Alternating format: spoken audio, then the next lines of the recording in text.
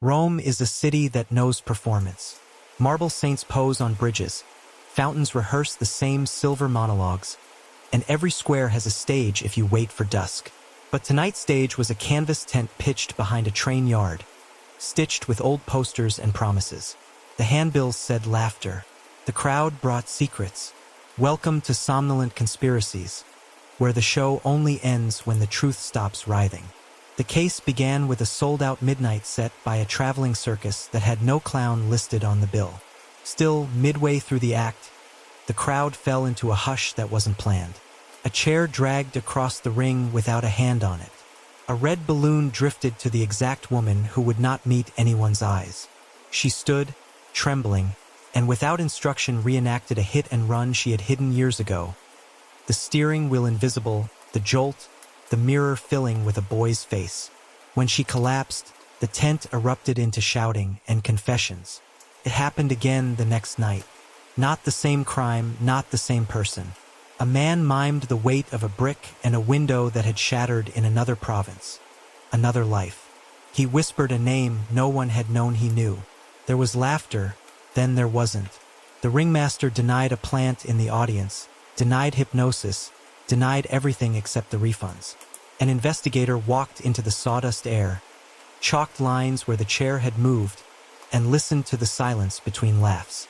If there was a clown here, he was invisible, and his makeup was whatever guilt could smear across a face. We will test wires and speakers and drugs, and when each answer fails, we will ask if a crowd can summon its own predator. If you've ever laughed to cover something, keep a hand on your throat.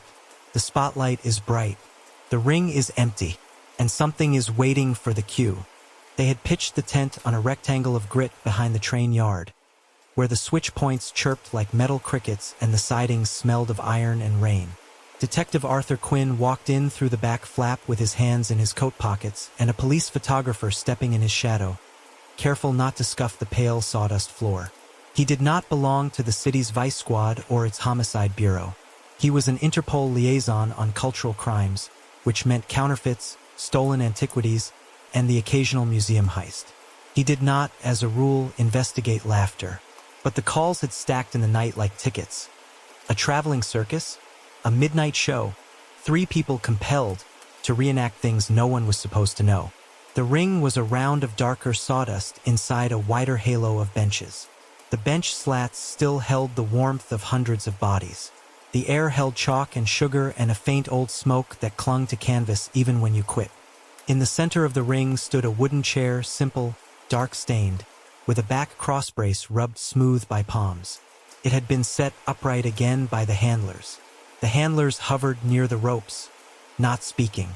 "Don't touch anything," Arthur said, and knelt. The sawdust told last night's story in pale strokes. Boot treads from ushers, the stray palm print of a child who had leaned where he shouldn't, the round scoops of a rake. Across all that, a boulder sign. A deep, straight track 3 meters long, plowed as if by a dragged sled. It ran from the ring's southern edge to where the chair stood now. The track was clean, a single trench, no weave, no stutter. Arthur set a ruler against it. The trench was the width of a chair leg and slightly wider at the start, where weight had first bit down. "Footprints?" the photographer asked. "None leading, none following," Arthur said. He pointed to either side of the trench. The sawdust there lay unbroken. No bunched grains, no heel dent. Nothing to say a hand had steadied the load. "Someone could have raked behind themselves," the photographer offered. "The rake would write its own lines," Arthur said. He pointed to the rake marks from teardown, thin, scalloped swishes. The chair's track was different. Compressed, glossy where the pressure had polished the sawdust. "This is weight, not theater." A woman waited for him by the ring's apron, a blanket around her shoulders though the morning was damp and not cold. She had washed the glitter from her cheeks, but her eyes were swollen, and the skin at her throat showed finger-shaped splotches where she had clutched herself too hard. Grace Miller, 36, home health aide, no record. She had been the second to stand last night, according to the statements on Arthur's phone. She had stood without a cue and mimed a steering wheel in her hands. She had pressed her right foot forward into nothing and gasped the way people do when they feel metal bend and cannot stop it. "I didn't mean to," she said when Arthur came near. "It was late. The road was wet. I thought it was an animal." "Where?" Arthur asked. "On the road past Sant'Onofrio," she said. "The hill by the orange trees. Years ago. I told no one. I told myself the dent came from the market pole. She held her breath, as if breath could push words back down her throat. "He made me drive." Arthur kept his voice even. "I couldn't see him," Grace said. "It felt like being a puppet. Not strings. A feel. Like hands at my shoulders from behind. Like when you start laughing because the whole room is laughing and you don't know why." The chair went first. The scrape shouted in my head. It shouted, "Sit here, hold this wheel, remember." I was inside it before I knew. I could smell the antifreeze. Arthur marked the places she pointed, where she had stood when the chair stopped, where the red balloon had bumped her cheek like a choice, where she had mimed the twitch of a mirror filling with a boy's face. He did not tell her that her description matched other testimonies he had read on the way over. He simply wrote and let her see his pen move. "Did anyone touch you?" he asked. "No one near me," she said. "Everyone had their phones up." She pulled her blanket tighter. There was a sound, though. It was funny and not funny, like a laugh under the music. I thought they were playing a track. Then it got so quiet my ears rang. Then I was driving. Arthur had the technicians pull files from the audience phones. A dozen videos captured the moment the tense noise fell in on itself. The laugh bits sucked out of the air. The sound analysis came back quick. A shared dip of 8 decibels in the human band, which meant not silence but the opposite. The crowd had clamped down, breath held, throats closed, the way a school of fish tightens when shadow passes overhead. Then, atop that vacuum, a thin whistle, almost not there, threading between 19 and 21 kilohertz, peaking just before Grace stood. Narrowband ultrasound just where the ear cheats and the body still obeys. The files agreed within half a second. "Hypnosis track?" the photographer said. "Maybe. Or a country dog whistle sold with a different sticker." Arthur traced the cords from the tense lighting rack and the cables from the soundboard, all labeled, all tired. He looked for the hidden things, the ugly tape someone meant to hide and hide quickly. He looked under bench slats and along the apron boards for tracks or rails. There were none. The apron planks had warped slightly with age, their nails proud, the gaps dusty. No fresh cut. No paint rolled back to reveal a trapdoor. The simplest deception was muscle, and muscle had not set a foot here. Gabriel North arrived with a flourish he could not help, even under police tape. He was a ringmaster made in a mirror, a man who had worn the thing long enough that it wore him back. He wore a black coat with a velvet collar and brass buttons, and when he took his hat off, the inside ring of sweat had varnished a bright circle in the lining. He held the hat to his chest like a sincere man. Arthur watched his hands. The nails were clean. There were old rosin smudges at the thumb webs where the whip grip sits. "We are not a seance, Inspector," Gabriel said before a greeting. His voice was fine-grained, the way stage people shape it to carry. "We have no clown listed because we have no clown. We do not allow narcotics. We do not dabble in mesmerism. We sell a little wonder and a lot of popcorn." "You sell refunds too," Arthur said. "So you told the night watch." "I paid them gladly," Gabriel said. Everyone left shaken. The mood was inhospitable to joy. "Someone dragged this chair 3 meters in front of hundreds of people," Arthur said, pointing to the trench. "Someone who left no footprints. You will forgive me if I am inhospitable to your denials." Gabriel's mouth twitched. "We checked for magnets," he said. "The chair is wood. We checked for wires. We found none. We checked for small men under the sand with a hatred of comedy. Only worms, Inspector." "Detective," Arthur said. "Interpol liaison." "Detective liaison," Gabriel said with a nod that could have meant respect or exhaustion. "We put on a show with atmosphere. That is the only thing I will confess." "An invisible performer?" Arthur said. "A ghost in grease paint?" Gabriel's eyes cooled. "Do not sell my tent to yourself," he said. "I would know if I'd hired a phantom. If there is a prankster here, he is not on my payroll. I keep a ledger." "I'll see it," Arthur said. He let the silence sit between them like a ball on a seal's nose. Gabriel blinked first. "Of course," he said. "Of course. Anything you require." Outside, the yard shunted a long line of tankers up the spur, couplers clanging like dropped chains. The ghost light burned in the open tent as men took down garlands and rolled back banners. They had left that one bulb on during teardown, a single lamp wired to an old circuit independent of the show. It glowed with the stubborn yellow of school hallways. Arthur thought of theater traditions. The light left burning on an empty stage so the house would not be dark. For the ghosts, the old hands said, or for the living so they would not break their necks on the edge. He stood under it and watched the moths drag their paper wings through the heat. "Get me a sweep," he said to his team. "Projectors, wires, emitters. If there's a clever boy, we'll shake him loose." "And if there isn't?"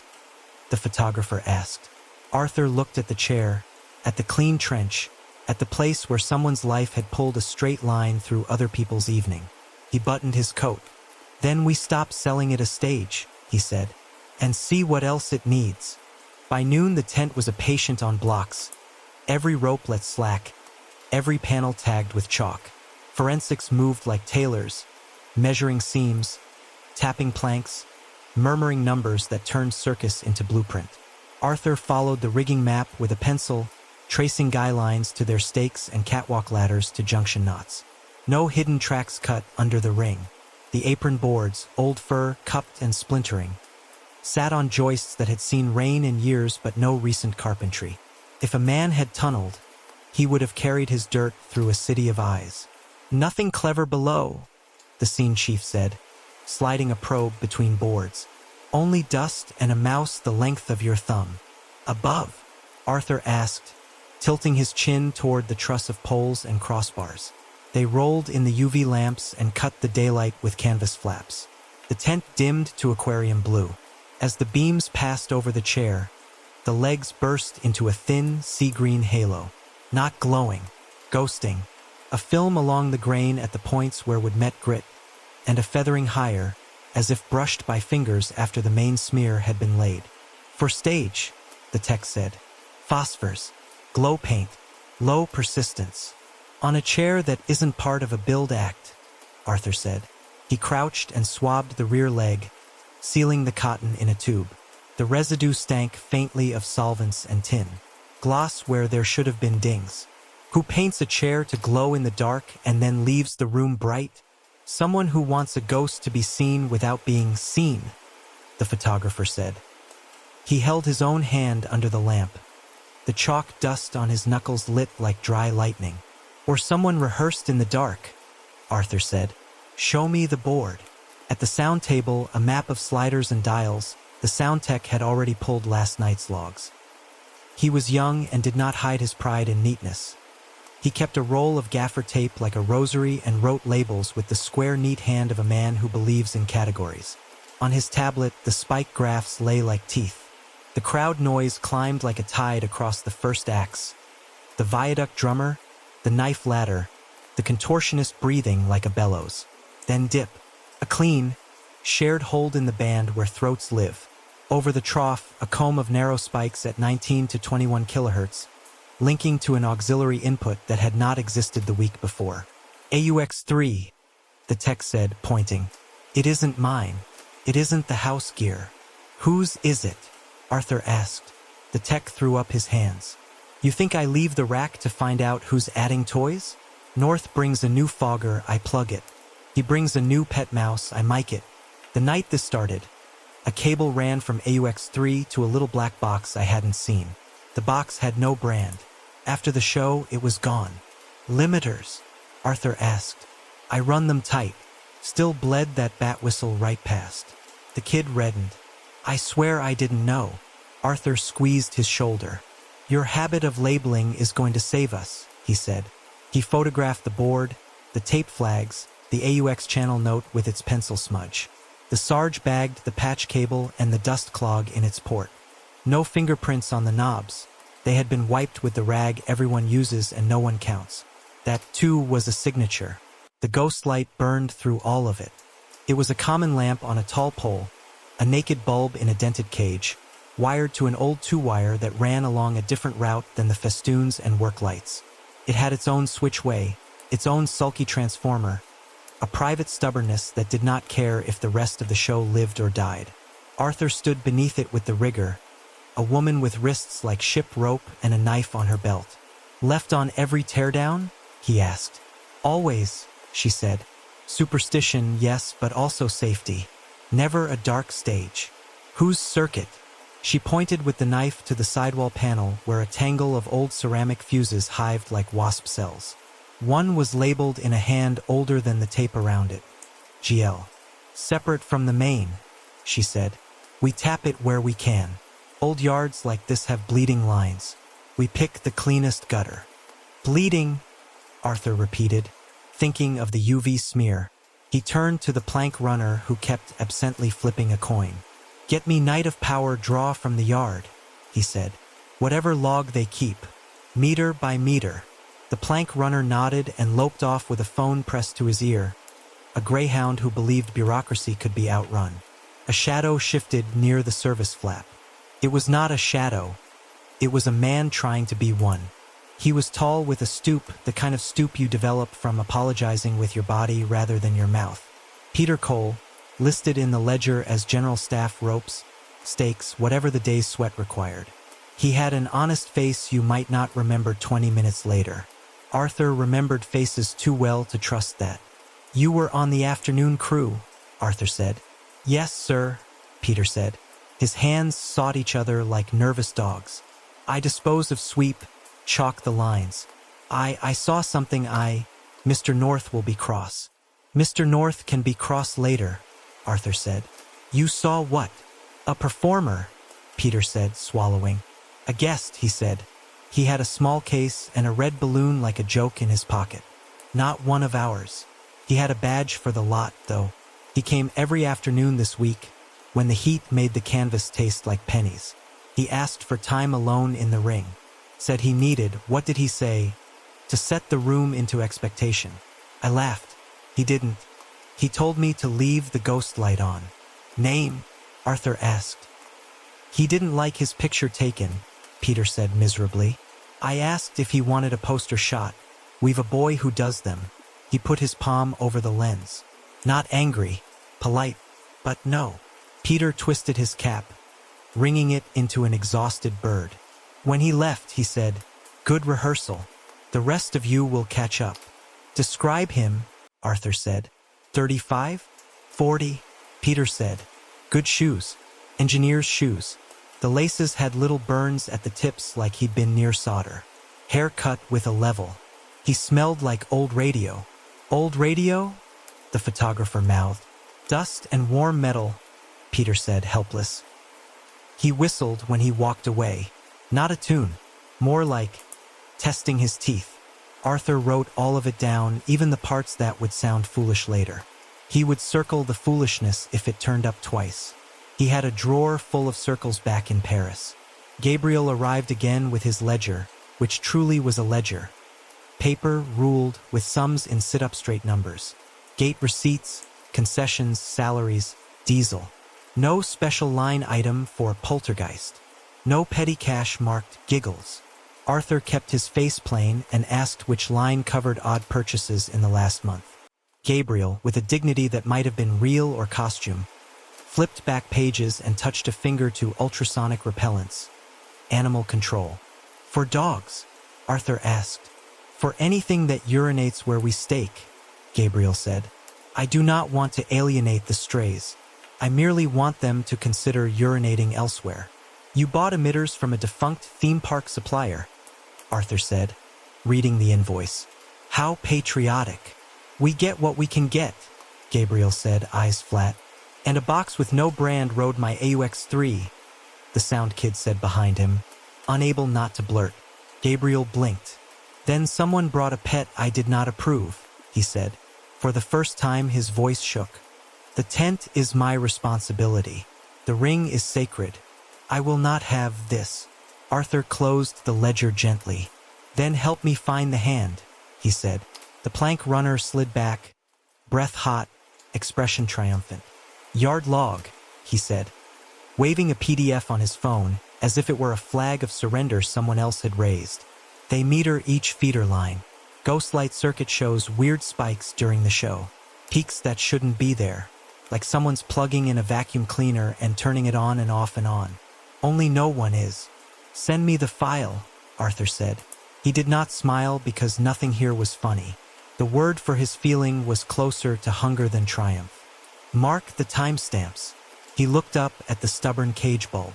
The moths kept orbit like prayer wheels. He thought of Cassandra Ray, the mentalist who had quit 2 days before the first confession, and the headset laugh she said lived behind the frequency. He had not met her yet, only read the note that said she had once predicted a bank's entire withdrawal sequence to the minute by listening to how a crowd breathed. Seal the AUX ports, he told the tech. Pull every tweeter we didn't buy. Bag the chair. Keep the ghost light. I want it running. You trust that thing? The rigger asked, chin at the lamp. I want to see what it attracts, Arthur said. He took one last pass of UV along the chair legs. The phosphor glimmered like algae against a black river.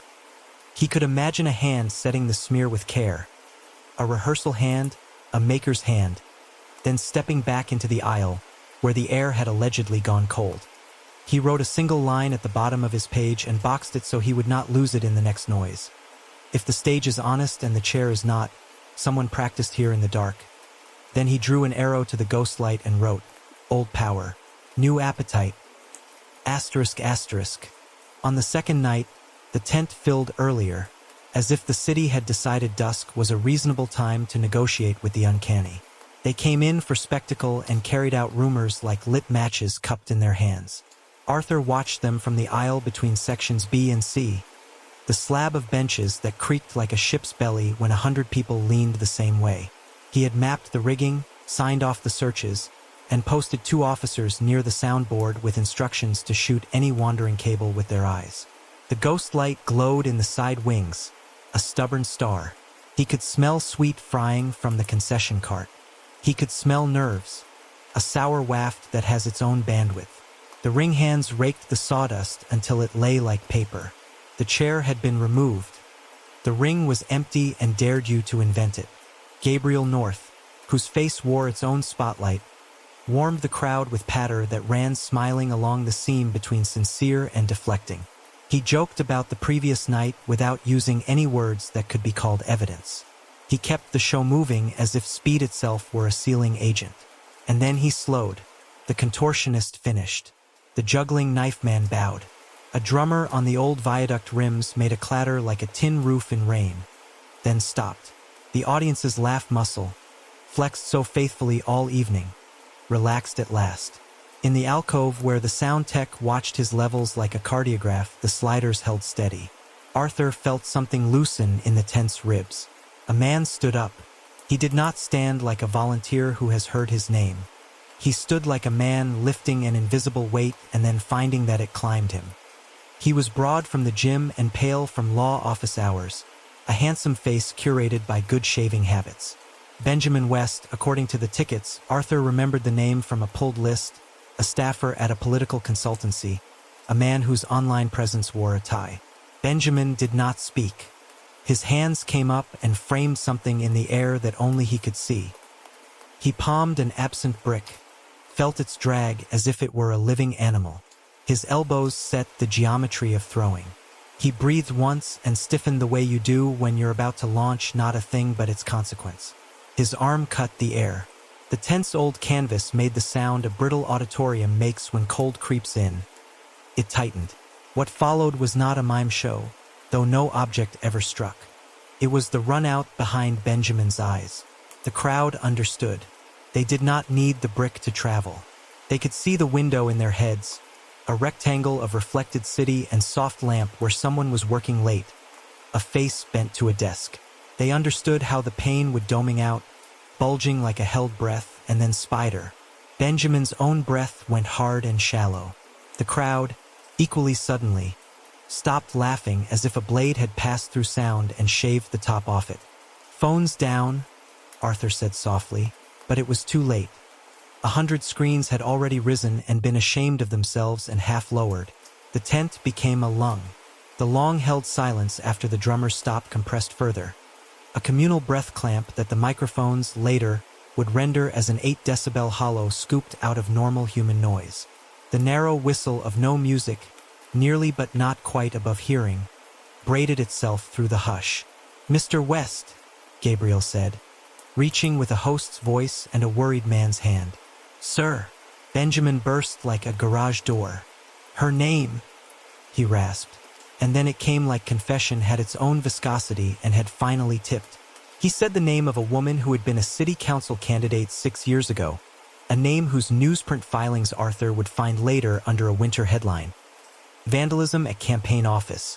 NO arrests. We told ourselves she provoked it," Benjamin said to no one and everyone.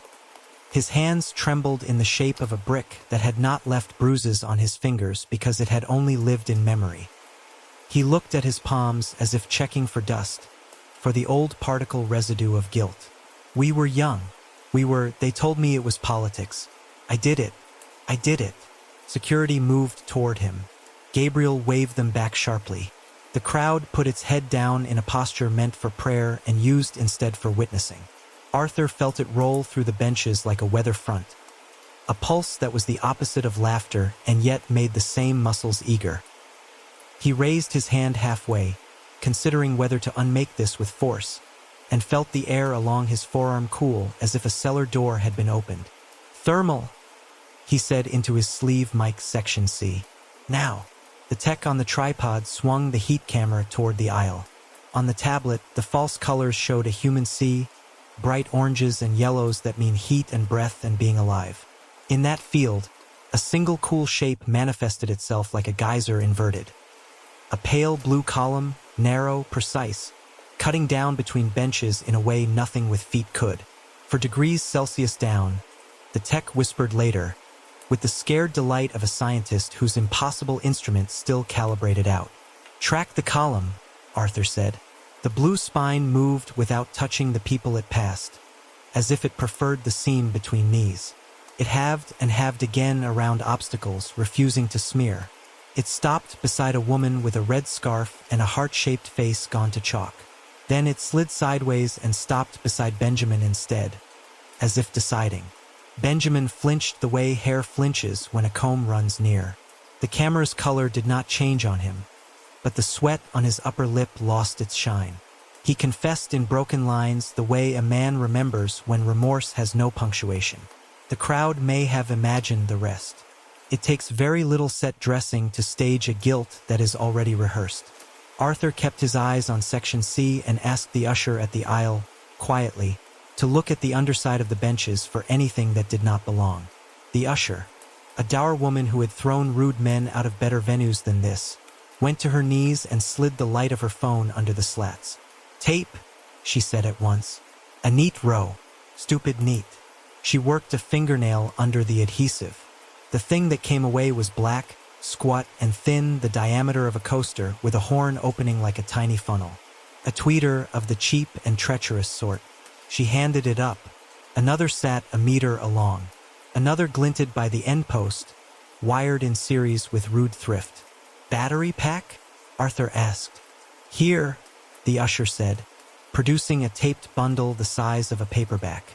On its shrink-wrap casing, someone had stenciled 2 words and a smiling mouth with cheap paint. "Smile Unit." The letters were clean. The corners of the case bore the scrapes of a road case that has been kicked open quickly. Arthur weighed it in his hand. A rattle inside, a homemade lithium brick job you could buy components for in any city whose trains ran on time. The sound kid confirmed that nothing fed AUX3.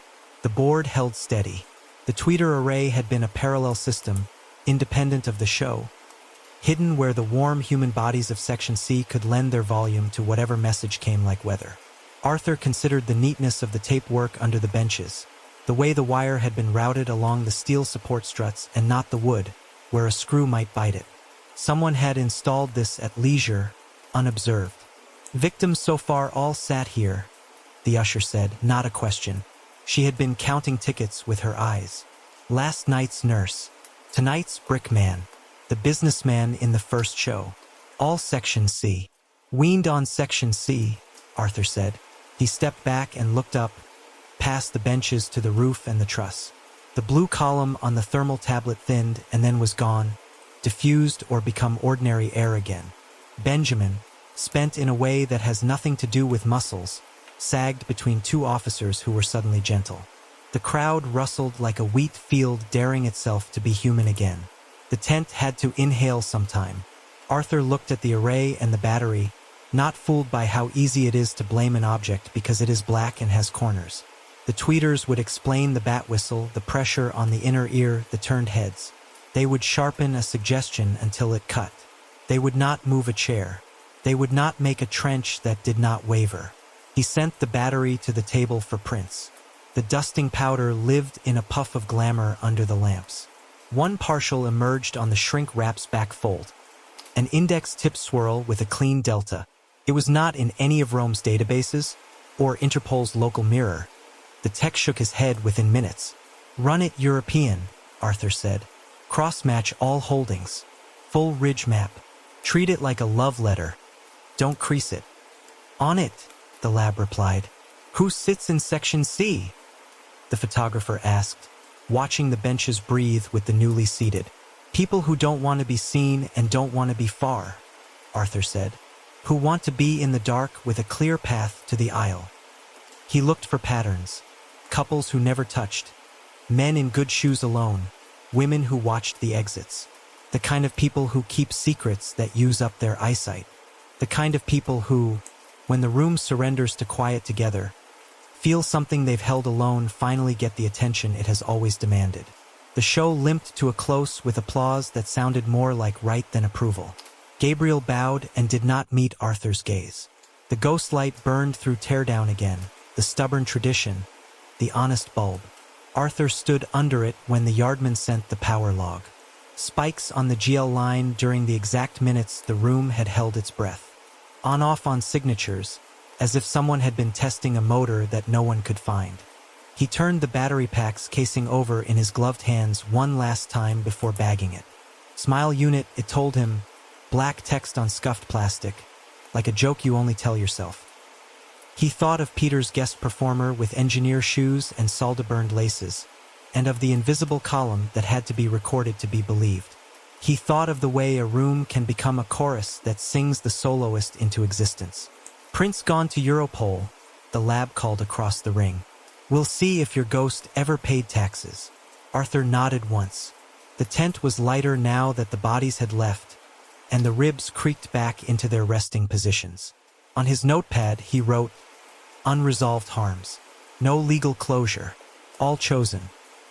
Asterisk asterisk, he underlined Section C twice and drew a smile he did not feel next to smile unit so he would remember the mockery. The night's last moth circled the ghost light, cracked its body once against the cage, and fell into the sawdust at Arthur's feet. He watched it twitch and then go still. He had the sudden, clear thought that some things are not summoned by hunger, but by attention, and that the difference, if there is one, would matter before this ended. The office wagon smelled like sawdust and sugar, as if accounts could be sweetened by proximity to the cotton candy drum. The walls were layered with posters from seasons that never quite admitted they had ended. Lion silhouettes in sepia, a woman in sequins inhaling fire, a painted clown whose smile had been chipped in a crease. Gabriel North stood beside a battered desk like a defendant beside a lectern. He had removed his coat and gloves and folded them with reverence on a chair that was not the chair. He put both hands flat on the ledger as if swearing to tell the truth made of columns. It's all here, he said. You'll see dry ink and lawful sums. I have the scars for it. Arthur nodded and pulled the stool close. The ledger truly was a book. Paper ruled in blue with a spine reinforced by black tape. The script was tight and square. Gate receipts, canteen, wages, diesel and site rental. Then, on the margin of the last 6 pages, a new thin column in graphite. Donations. Your marketing caught rumor surf, Arthur said. He ran a finger down dates and totals. Receipts spike the night the first video hits the city's bloodstream. Then again when the paper prints its polite panic. You didn't lower the tent flaps and go dark. You added a noon show. It would have cost salaries we could not pay to cancel, Gabriel said. His tone trimmed itself. We are a payroll, not a monolith. And yes, the curious came, and stayed. Some left a little money in the polite tin by the exit. Polite tin, Arthur repeated. I call it a tip jar, and I hate it, Gabriel said. It keeps soup on the burner when we limp, but it invites love notes from the cruel. I have always thought my worst act was a confession booth propped up by popcorn. Arthur slid the ledger aside and turned to the laptop whirring on the desk with the fatigue of a small animal. We'll need your online donations, he said. The polite tin that routes through payment processors. All of it. Gabriel's jaw flexed. Take the password and don't look at the fan mail that calls me things, he said wearily. You can keep the part where they call me a thief. That one, I've called myself. The inbox bloomed under Arthur's hands like a bruise revealing its edges. Subject lines in a chorus of anonymous gratitude and theatrical threats. Between the predictable bile, a clean, repeating handle like a rubber stamp. Mr. Nobody. The messages were short, never more than a sentence, and the donation notes were as curated as poetry. Make him laugh again. Asterisk he eats secrets. Feed him. Asterisk. The punchline lives behind the frequency. Asterisk Ghostlight is an altar. You've built a church. Asterisk. Control amounts. Euro 6.66, €9.99. Arrived like a rhythm tapped on a desk. The IPs behind them resolved through onion paths and coffee shop routers that did not bother to change their default names. The donor profile had no address, only a cartoon of a red balloon with a smile cut into it by 2 slashes. The sender preferred midnight. You're telling me you don't know who Mr. Nobody is, Arthur said. I do not hire men without names, Gabriel said, and then half-smiled despite himself. That is a lie. Every carny is born with 2 names and keeps the first one like a coin in a shoe. Arthur scrolled back to the earliest message. Make him laugh again predated the first public confession by 4 days. Before your audience carried home the rumor, Arthur said. Someone asked for an encore that hadn't happened yet. Then someone is writing the weather, Gabriel said softly. Arthur opened a folder labeled purchases. Invoices lived there like pressed leaves. He clicked the one flagged by the accountant's neat note animal deterrent and enlarged the PDF. High-frequency emitters, 12 units, refurbished, purchased from a supplier whose logo still wore the grin of a shuttered theme park. Funzona Industrial Surplus, Medina. Repellents for stray dogs, Gabriel said quickly, anticipating, rehearsed. Stakes invite nuisances. We don't poison. We tune. Tune, Arthur said. Ultrasound exists, Gabriel said with brittle patience. We used to tickle elephants with bass frequencies to keep them happy. We sang to lions with subsonics to make them sleepy. We have no elephants. I keep dogs from pissing on my ropes. You will not make it darker in here by naming it. I bought the emitters for a purpose that is exactly as pedestrian as it sounds. And who mounted them under Section C? Arthur asked. Gabriel spread his hands. The palms were calloused in crescents that came from rope work and whips. Your tweeter discs were not my equipment, he said. My boy would have labeled the wires. He labels his socks. Your boy did label his socks, Arthur said, allowing a sliver of relief to crease the room. And someone else shimmied under your benches with a case and time. He put the invoice down and lifted another paper from the tray, a manifest stamped with a freight company's squid of signatures. Your last truckload included balloons, he said, red, grossly many, and theatrical blood packs, which your accounts list as unused. Gabriel's mouth twitched.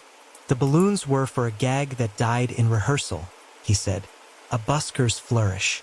The fake blood was ordered for a knife ladder act we never perfected. Our contortionist asked us not to run it until we had cutters she trusted. I listened. None of those props have been opened, Arthur said, tapping the warehouse image of a sealed case. the plastic wrap unscarred. Yet a red balloon knows the path to a woman's cheek. Yet the room believes in viscera without your packs. Inspector, Gabriel said, and corrected himself when Arthur's eyebrow rose. Detective, I do not deny that my tent amplifies. That is what a tent is for. Sound climbs its ribs and returns louder. Eyes see what they are told to, and what they have been starving to admit. But I did not hire a phantom to sell tickets. I did not move that chair. I am trying to keep people employed and the cats fed. And now I live in a rumor that eats payroll. Arthur watched the man's face as he said it. Some lies reveal themselves in the delicate skin beside the mouth, where an old grin lives even when humor does not. Gabriel's mouth had no joke left. He looked strangely, like a priest who has discovered his pulpit has been used for something he cannot preach. We'll be taking your communications, Arthur said gently, and your purchasing records, and the names of anyone with keys to this wagon. You can take the wagon, Gabriel said. I will be under a tent I don't recognize, teaching a drummer how to stop exactly where you want him to. If you want a villain, ask the mirror. It tells better stories than I do. Arthur closed the laptop. Do you know Cassandra Ray? He asked. Gabriel blinked. She left 3 days before this. She is a mentalist of rare discipline. She can hear a room's breath and tell you which lungs are lying. She also told my officer that she heard a laugh in her headset behind the frequency, Arthur said, and that your ring had become a hunger loop. Gabriel's eyes shut for a count of 1.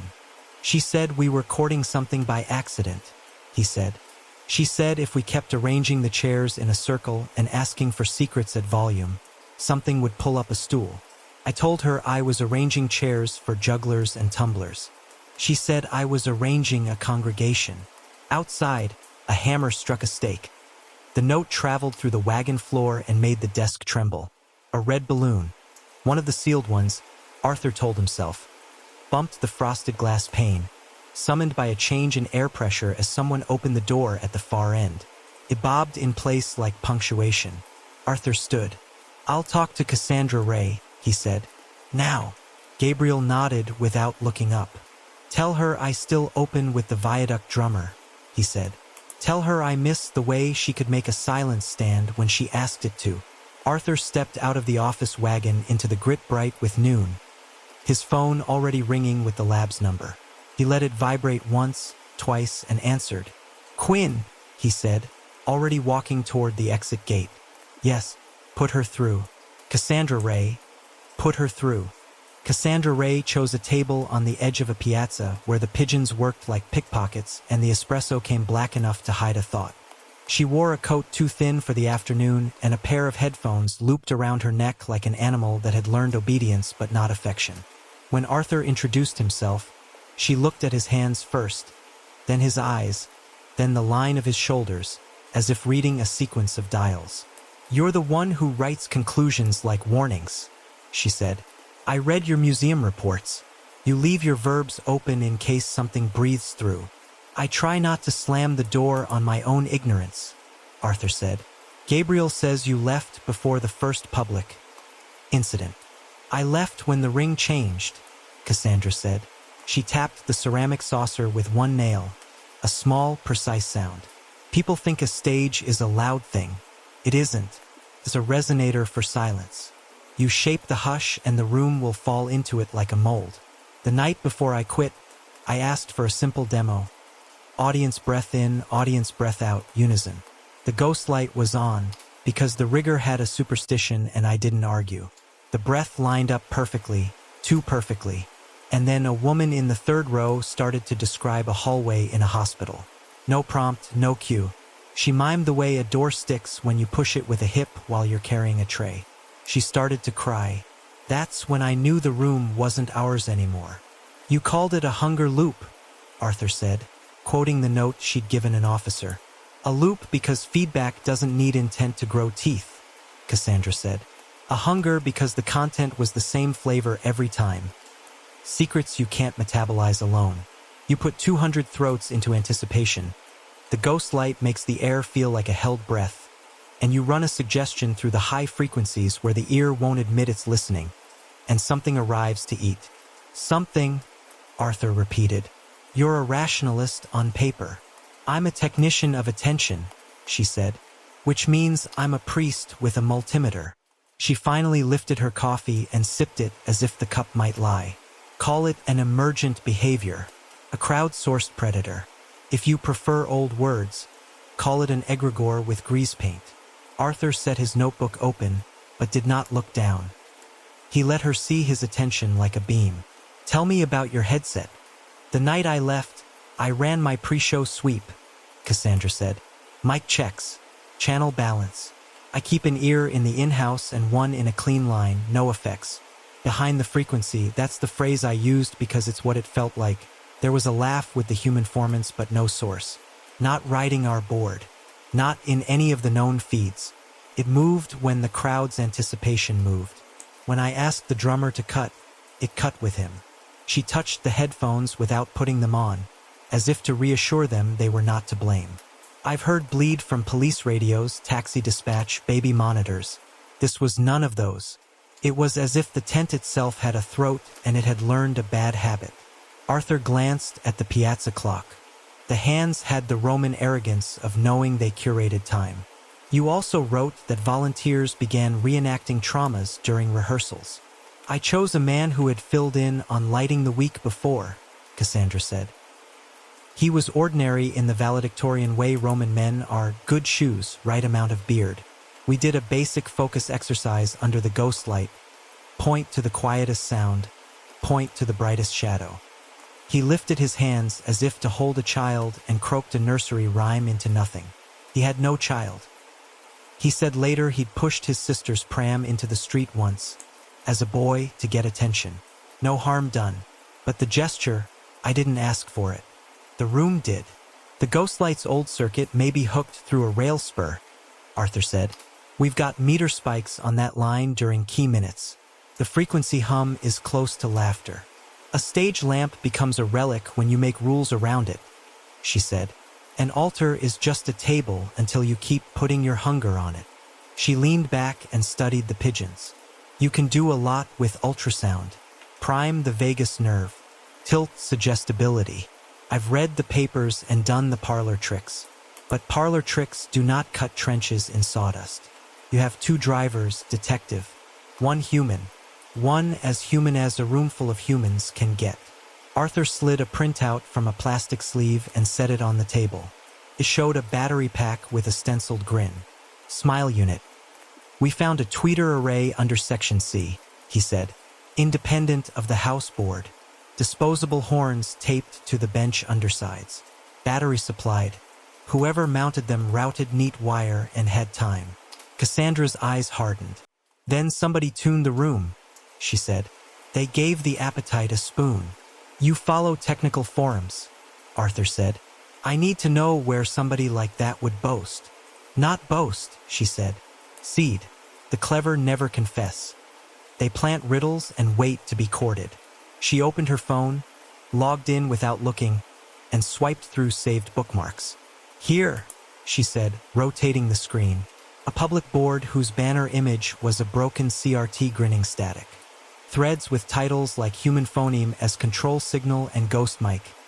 Liveness in empty space. Among them, a handle repeated like a watermark. Mr. Nobody. The avatar was a red balloon with a smile split into it by a knife. Arthur read a post pinned 3 weeks earlier. Asterisk crowdsourced guilt. An egregore in grease paint. Stage is a condenser. Ghostlight is bias. Laugh lives at 0.7s prior to movement. You don't need wires when you have witnesses. Mirrors are cheaper than motors. Asterisk. He was posting before your first public confession, Arthur said. He asked for an encore that hadn't happened yet. Then he was rehearsing with you, Cassandra said, or with the tent, or with whatever the tent had become. You think the devices are sufficient to explain the reenactments? Arthur asked, knowing the answer mattered less than where she would land on it. I think ultrasound can pull the trigger on what is already loaded, she said. Section C is a selection mechanism. People who sit there self-select for distance and escape routes. The array makes the silence louder. The ghost light makes the air a held breath. The rumor supplies the script. Then the room takes care of the rest. And when the room has taken care of it long enough, it doesn't require your pet boxes. It has eaten. It remembers the taste. The chair moving? Arthur asked. Cassandra glanced away, ashamed of her own superstition. I do the honest thing and say I don't know, she said. Then I say the dishonest thing and tell you what I felt. When the chair moved the first night, I wasn't there. But the dress rehearsal 2 days prior, the same chair slid half a meter while I was reading cue cards into a dead mic. I had the ghost light on. The room had no audience. Only riggers and a board drummer, and he was tapping a rimshot pattern he uses to measure time. It moved when we all smiled, God help me, at the timing of the tap. It moved on a joke none of us told aloud. The laugh as bias current, Arthur said, half to himself. The line hummed like a carrier. Cassandra spread her hands, palms up. You're going to try to starve it, she said. You'll change one parameter and pray the loop can't rear out. That's what I would do. Break stage, break witness, break secret. The triangle. If you keep 2, it eats. If you keep 1, it learns famine. And if I starve the wrong thing? Arthur asked. Then you'll starve the humans and leave the predator fat, she said. You'll turn confession into theater with no safety and teach the city to bring you its worst. Arthur nodded. He had wanted her to be a coward, to say she'd run from a rumor. She had run from a calculus. Why didn't you go to the police? He asked, knowing the answer and asking anyway. I perform for a living, Cassandra said. People assume I'm lying when I tell the truth and telling the truth when I lie. Besides, the police are hungry too sometimes. You're here because you write your verbs open. He put a card on the table. She slid it back without taking it. Keep your number, she said. If I need to confess, I'll do it in writing and lock it in a box. Don't give it a stage. They sat a moment in the ordinary noon, where nothing happened except a busker failed at 3 knives and laughed at himself, and the crowd loved him for it. Cassandra watched the buskers laugh with a small frown, measuring its spectrum in her head. One more thing, she said. Your mystery poster, Mr. Nobody, reads like a man who wants to be caught by the right audience, not by the police, by a peer. He uses terms older engineers like because they feel like secret handshakes. He talks about bias and mirror and carrier. He hates brand names. He loves the idea of building churches out of old wire. Churches, Arthur repeated. Call them stages if you like, she said. Same carpentry, different hymns.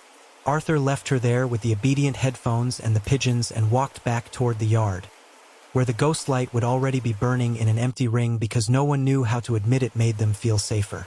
His phone trembled before he reached the gate. He answered without stopping. Quinn. Europol latent, a voice said, clipped and happy to have found something. Your partial from the battery pack came back with a cousin in the database. 3-point match to a full print from a civil suit in Manchester. Name associated with that file? Isaac North. Male. 38. Theatrical engineer. Last known address defunct. Note possible relation to your ringmaster, Gabriel North. Estranged. According to litigation notes. Arthur stopped in the shade of the tense wall. He could hear the ghost light hum like a promise no one should make. He wrote the name. Isaac North and underlined it twice. The loop had a workbench now. It had a pair of hands. Isaac North opened the door of the workshop with a caution that did not match the mess. There was a craftsman's order beneath the junkyard chaos. Coils of wire hung like sleeping snakes, boxes of transducers labeled in a hand too neat for their cardboard skins. A sheet metal brake that had known 1,000 small cruelties. The place had the affectionate stink Cassandra had named. Dust and warm metal, the ghost of solder flux. Arthur stood just inside and took it in with the kind of attention thieves give to floor plans. Detective Quinn, Isaac said, already braced the way men brace for the first punch of an old family argument. He did not offer a hand. He offered a tea he would not drink himself and then forgot to make it. His hair was cut with a level and his laces were singed where a man who never quite puts the iron down will catch himself. He had a mechanic's calm and a preacher's eyes. "You know why I'm here," Arthur said. "You found a print," Isaac said. "I expect you're proud of your dusting powder." "I'm proud of my usher," Arthur said. "She found a tweeter where a conscience should have been and handed me a battery pack with a joke printed on it. Smile unit. Home built. Cheap cups. Neat tape routing. Your work wears a school uniform." Isaac smiled just enough to say that he recognized the compliment and would not take it. "I install feelings," he said. "Lawyers call it immersive environments. Juries call it whatever the plaintiff just said while shaking. I am very good at showing people what they're already carrying around." "You installed the tweeters," Arthur said. "You ran an auxiliary device on a board that wasn't yours. You hid an array under Section C because you knew what kind of people sit there. People who want to be close to the aisle and far from themselves," Isaac said. He picked up a pair of tweezers and set them down again. "State's witness, defense's witness. It's all the same stagecraft.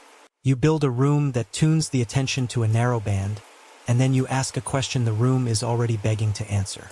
"Did you move the chair?" Arthur asked without blinking. "No," Isaac said without blinking. "I am an engineer. I leave kinetics to men with traps and patience. I built a purity of silence and the room filled it. I did not pull a sled through sawdust with a ghost." "You built a purity of silence and called it humor," Arthur said. "You embroidered the room with smile units and wrote sermons to a forum under an empty name." "Mr. Nobody," Isaac said. He shrugged.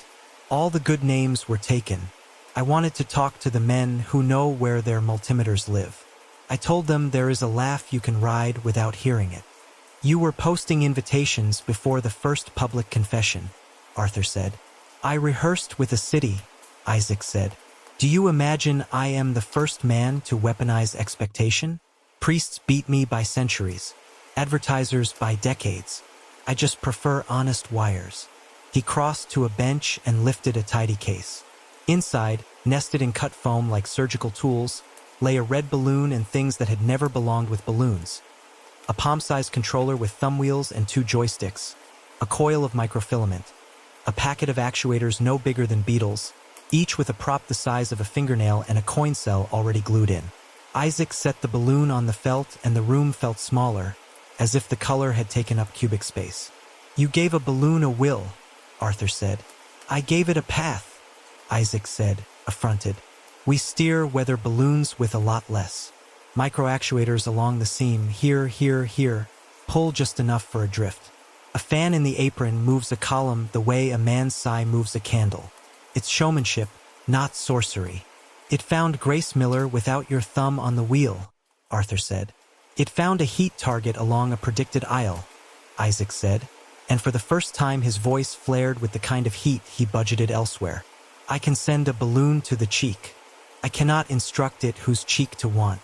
That choice was made upstream of me. I do not cast spirits. I tune rooms. Rooms with ghostlight bias on old rails," Arthur said. "Rooms you treat like radios." "Everything is a radio," Isaac said, soft again. "Rooms transmit. Bodies receive. Laughter is a carrier wave for things we regret." He popped the case's second latch and revealed a diagram scribbled on graph paper with a draftsman's accuracy. It was an overhead of the tent with dashed lines that turned back on themselves like a maze and 3 circles labeled stage, witness, secret. A triangle linked them in a pencil dark enough to slit the paper. Along one side he'd written B equals 0.7s and underlined it. Along the bottom, GL equals bias. "You believe in the entity," Arthur said. "I believe in a threshold," Isaac said, tapping the triangle. "Optimize 2 corners and the third will solve itself. People have secrets like batteries have charge. You put them in a field and they'll spark to ground." "And the laugh," Arthur said. "It arrives 7/10 of a second before anything we can call motion," Isaac said. "You measured it too. That is not crowd behavior. That is the room reaching a point in its wave. That is the universe clearing its throat." He replaced the graph paper as if embarrassment weighed more than ink.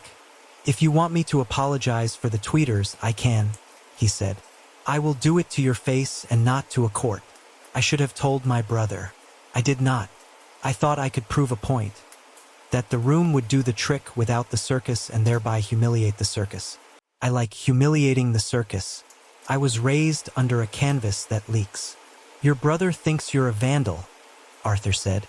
"My brother thinks he is a pastor," Isaac said, a weary lilt in the sentence that told the story of a dozen dinners and one courtroom.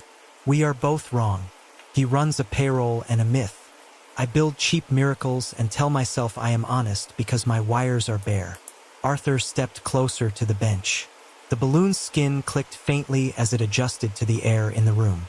"You've been rehearsing alone in the ring," he said. "You told Peter Cole to leave the ghost light on." "I needed the bias," Isaac said, as simply as if he'd said I needed the lights to see. "Old lines hold a hum modern power has lost. You can tune it if you've got ears for it." "The yard log shows spikes on that circuit when the room's breath collapsed," Arthur said. "You were splicing a carrier." "I was borrowing a superstition," Isaac said. "The laugh rides anything you give it. I gave it neat routes." "You're going to jail for those neat routes," Arthur said. "I've been sued for less," Isaac said, the corner of his mouth lifted with something like rue. "Find me the line where I committed a crime and not an art, and I will sign the summons with a flourish." Arthur closed the case with the delicacy of a man shutting a reliquary that contains a prank. "You're coming with me," he said. "The gear comes too." They walked out under a sky the color of old bowls, flat and glazed. Isaac locked his workshop out of habit rather than necessity. The police van the city had found for Arthur had once moved flower arrangements for a funeral home. It still smelled vaguely of lilies. Isaac sat on the bench with his wrists together without being asked. He looked like a man going to an award ceremony he had already practiced losing. At the tent, the officers tagged and bagged the balloon case, the joysticks, the micro-rotors. Isaac watched his work disappear into evidence with a craftsman's flinch. Gabriel arrived at a half-run, coat open, breath high. He stopped when he saw Isaac, as if confronted not with a man but with a mirror that remembered. "You," Gabriel said. The word came out not as accusation but as inventory. "Brother," Isaac said, no warmth and no ice. "Your laugh track sells better than mine." "You wired my benches," Gabriel said. It was almost a marvel. "I tuned your silence," Isaac said. "You didn't notice." Gabriel's hands curled and uncurl. Rope burns old and new along the knuckles. "You will not destroy what I built to prove you know where to find a wire," he said low. "You destroyed it the minute you offered a box for secrets at the door," Isaac said. "You built a church and forgot to ask what would kneel." "Enough," Arthur said, and separated them with a look more than a gesture. The ring was being raked again for the 6 o'clock. The city could no more resist a crisis than a beach can resist waves. He wanted the brothers in separate rooms. He wanted the tent emptied and the ghost light thrown into the river. Instead, he settled for custody papers and a receipt for a red balloon. "Lock it down," he told his team. "No auxiliary devices. No tweeters. No fans. No boxes you didn't bring. No rumor we can't prove." They did as ordered. The soundboard sat like a dog denied its walk. The ghost light burned because tradition outvotes policy. The benches filled again because human beings are faithful to spectacle even when it bites. Arthur posted an officer at each entrance to Section C and tried to believe in linearity. At 8:30, in a tent that had been stripped to wood and canvas and stubborn bulb, the chair moved.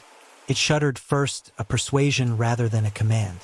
Then it cut the trench with a single-minded glide, carving toward the aisle where a woman in a wool coat sat with her hands crushed together in her lap. She did not have a ticket in her name. She had bought it in cash and told no one where she was going. Her breath climbed her throat in scales. The thermal camera, uninvited and unavoidable, showed the blue columns snowing down the aisle like a shaft of winter. The soundboard, stripped to honest channels, recorded a human laugh with no mouth. There were no tweeters, no AUX-3, no balloon with good shoes to guide it. The woman stood and folded an invisible blanket with careful, lethal hands. Her lips whitened with the effort of saying nothing. When she spoke, she did not look at the ring. She looked at her own palms. "It was a hospice," she said. "There was a bag. There was a tube. I told myself it was mercy. No one would have known." The crowd held its breath in a way breath is not meant to be held. Arthur felt the ghost light pass its warm penny coin across his scalp like a benediction he did not want. He moved toward the aisle and lifted both hands, palms out. "Not here," he said, voice steady and quiet as a curtain being drawn. "Not in front of witnesses." The woman looked at him, startled, as if a prompter had misread a line. She bowed her head. The chair stopped. The laugh, if it was that, rolled once along the ribs and was gone. Arthur did not look at Isaac North as the officers closed the cuffs. He did not need to. He could feel the engineer watching the room, both triumphant and bereaved. The lesson was the kind you learn late and spend years regretting. You can steal a stage from a man. You cannot always steal back what the stage has learned to do without you. In his notebook, Arthur wrote 5 words too large for the small page. "No gear. Still hungry. Belief. ***, then, beneath, in a smaller hand that looked like someone else's, "We need a famine." They made a clean room out of a dirty tent.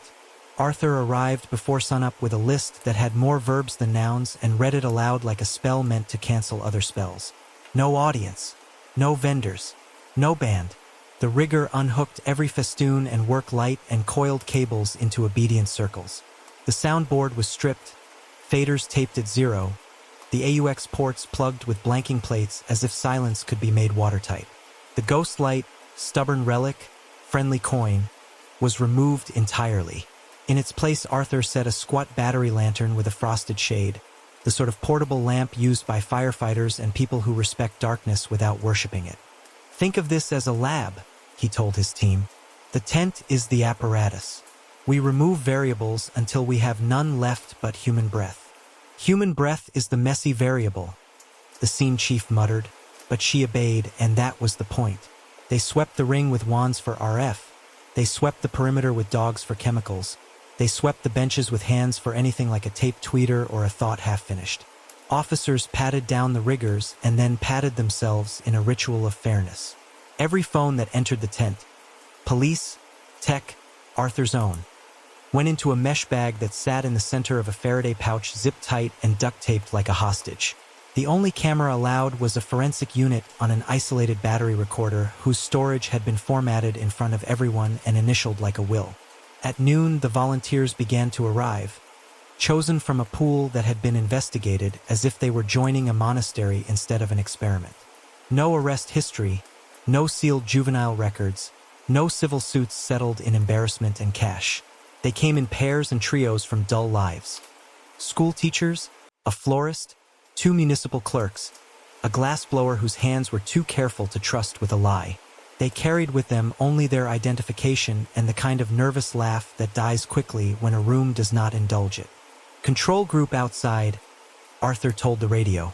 "Position them in the yard with speakers, no picture, audio only. See if the rumor carries." The speakers went up on poles at the edge of the lot like an improvised gallows. They were connected not to the tent, but to a recording van that would capture the ring's ambient sound with a single Holy microphone and broadcast it to the control without delay. If the outside bodies shivered in time with the inside breath, Arthur wanted to know. He stood in the ring with his sleeves rolled and his notebook shut. The chair had been returned to its place because you cannot test for a mouse with a cat alone. You must leave out butter. It did not glow under UV now. They had cleaned it until the grain ran pale again. The trench it had carved the night before had been raked smooth until nothing remained but the memory of compaction. The battery lantern sat on a crate like an honest moon. "Before we begin," Arthur said to the volunteers, "you will hear me say what you already know. You are free to leave at any moment. You are here to witness, not to confess. We are not performing a show. If anything in your head tries to turn this into a show, you have my permission to disappoint it." A laugh wanted to be born and wasn't. Good. He walked the benches once more, eyes on the undersides, and caught himself whispering what he used to say before opening a safe on a museum floor. Asterisk nothing clever. Nothing clever. Asterisk superstition can be a brace without being a crutch. At 1 o'clock he killed the overheads and touched the battery lamp on.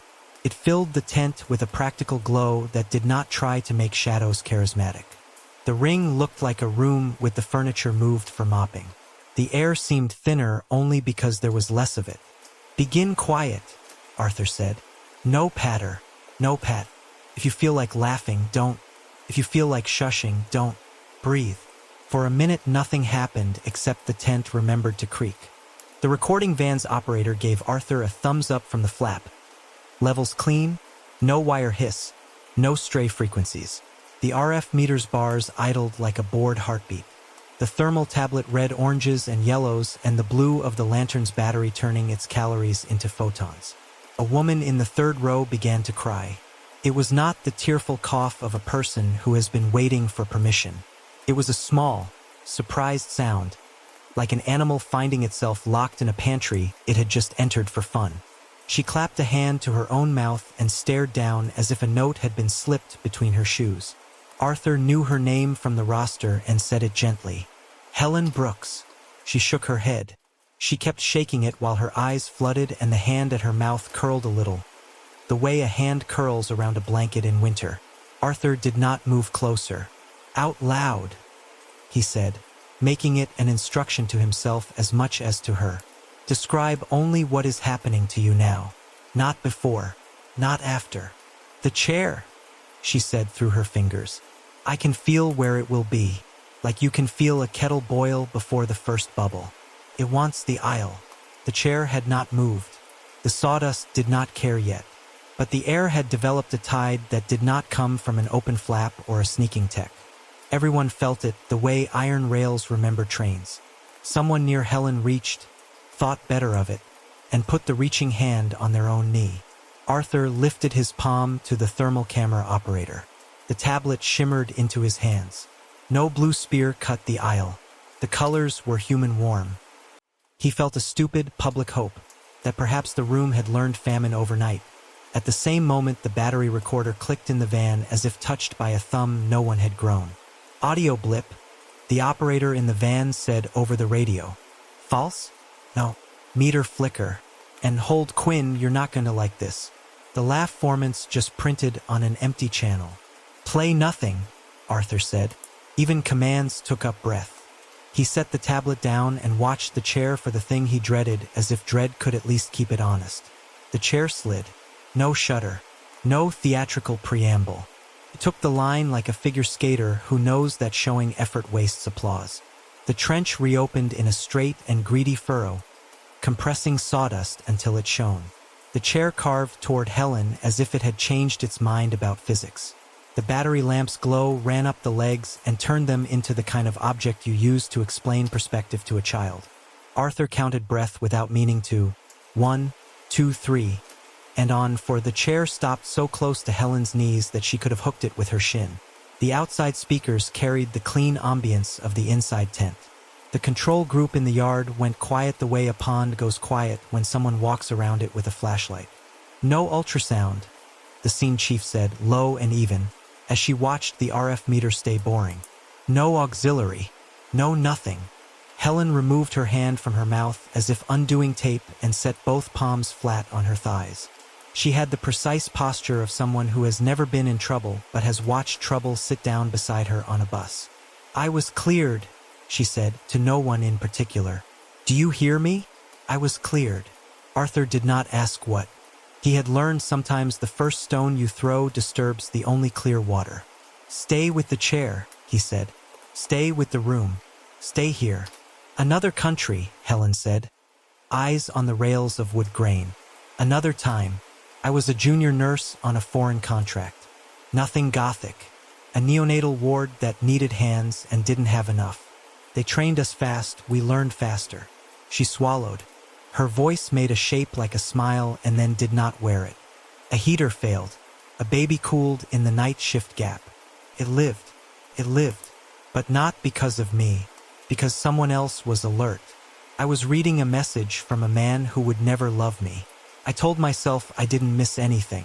I told a board I didn't miss anything. They believed me. I did not. The tent, obedient to its experiment, kept its quiet honest. The battery recorder in the van spit a clipped chuckle onto an empty channel and then gave them clean room tone as if ashamed. The RF meter yawned. The thermal tablet, when Arthur risked another glance, showed only human oranges and the blue coin of the lantern. The temperature in the tent dropped in that subtle way rooms drop when a cloud crosses a sun. Only there was no sun in here to cross. I can feel him, Helen said, meaning the chair and not meaning the chair. Not a he. An instruction. Now you tell it like a joke. If I do it where people can see, the part of me that lives on attention will be fed. It won't be fed today. I won't give it that. Good, Arthur said. Tell it here in ugly prose. Do not perform it. He heard Cassandra in his own voice and did not reject the theft. Helen nodded. She did not mime a hatch. She did not shape her hands around the invisible rectangle of a plastic crib. She said in sentences the things that verbs and dates require. The volunteer beside her, an archivist, wrote them down without looking at Helen as if to prevent any mirror from being built by accident. When Helen finished, she breathed like a diver who has come up one stroke before the black would narrow. The chair did not move again. The battery lamp hummed with the small boredom of a device doing exactly what it was made to do. The outside speakers transmitted nothing but waiting. Mark it, Arthur said.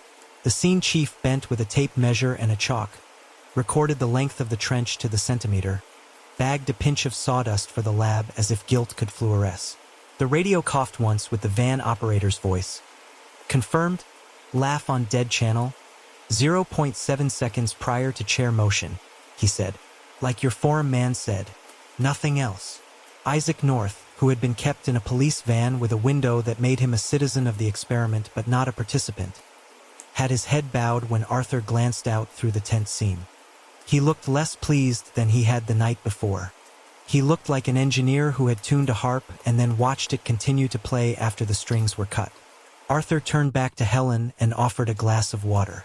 You are not on trial, he said quietly. Your body believed it was. That's the driver we can starve. He gestured to the ring. Empty of gear, empty of spectacle, still potent.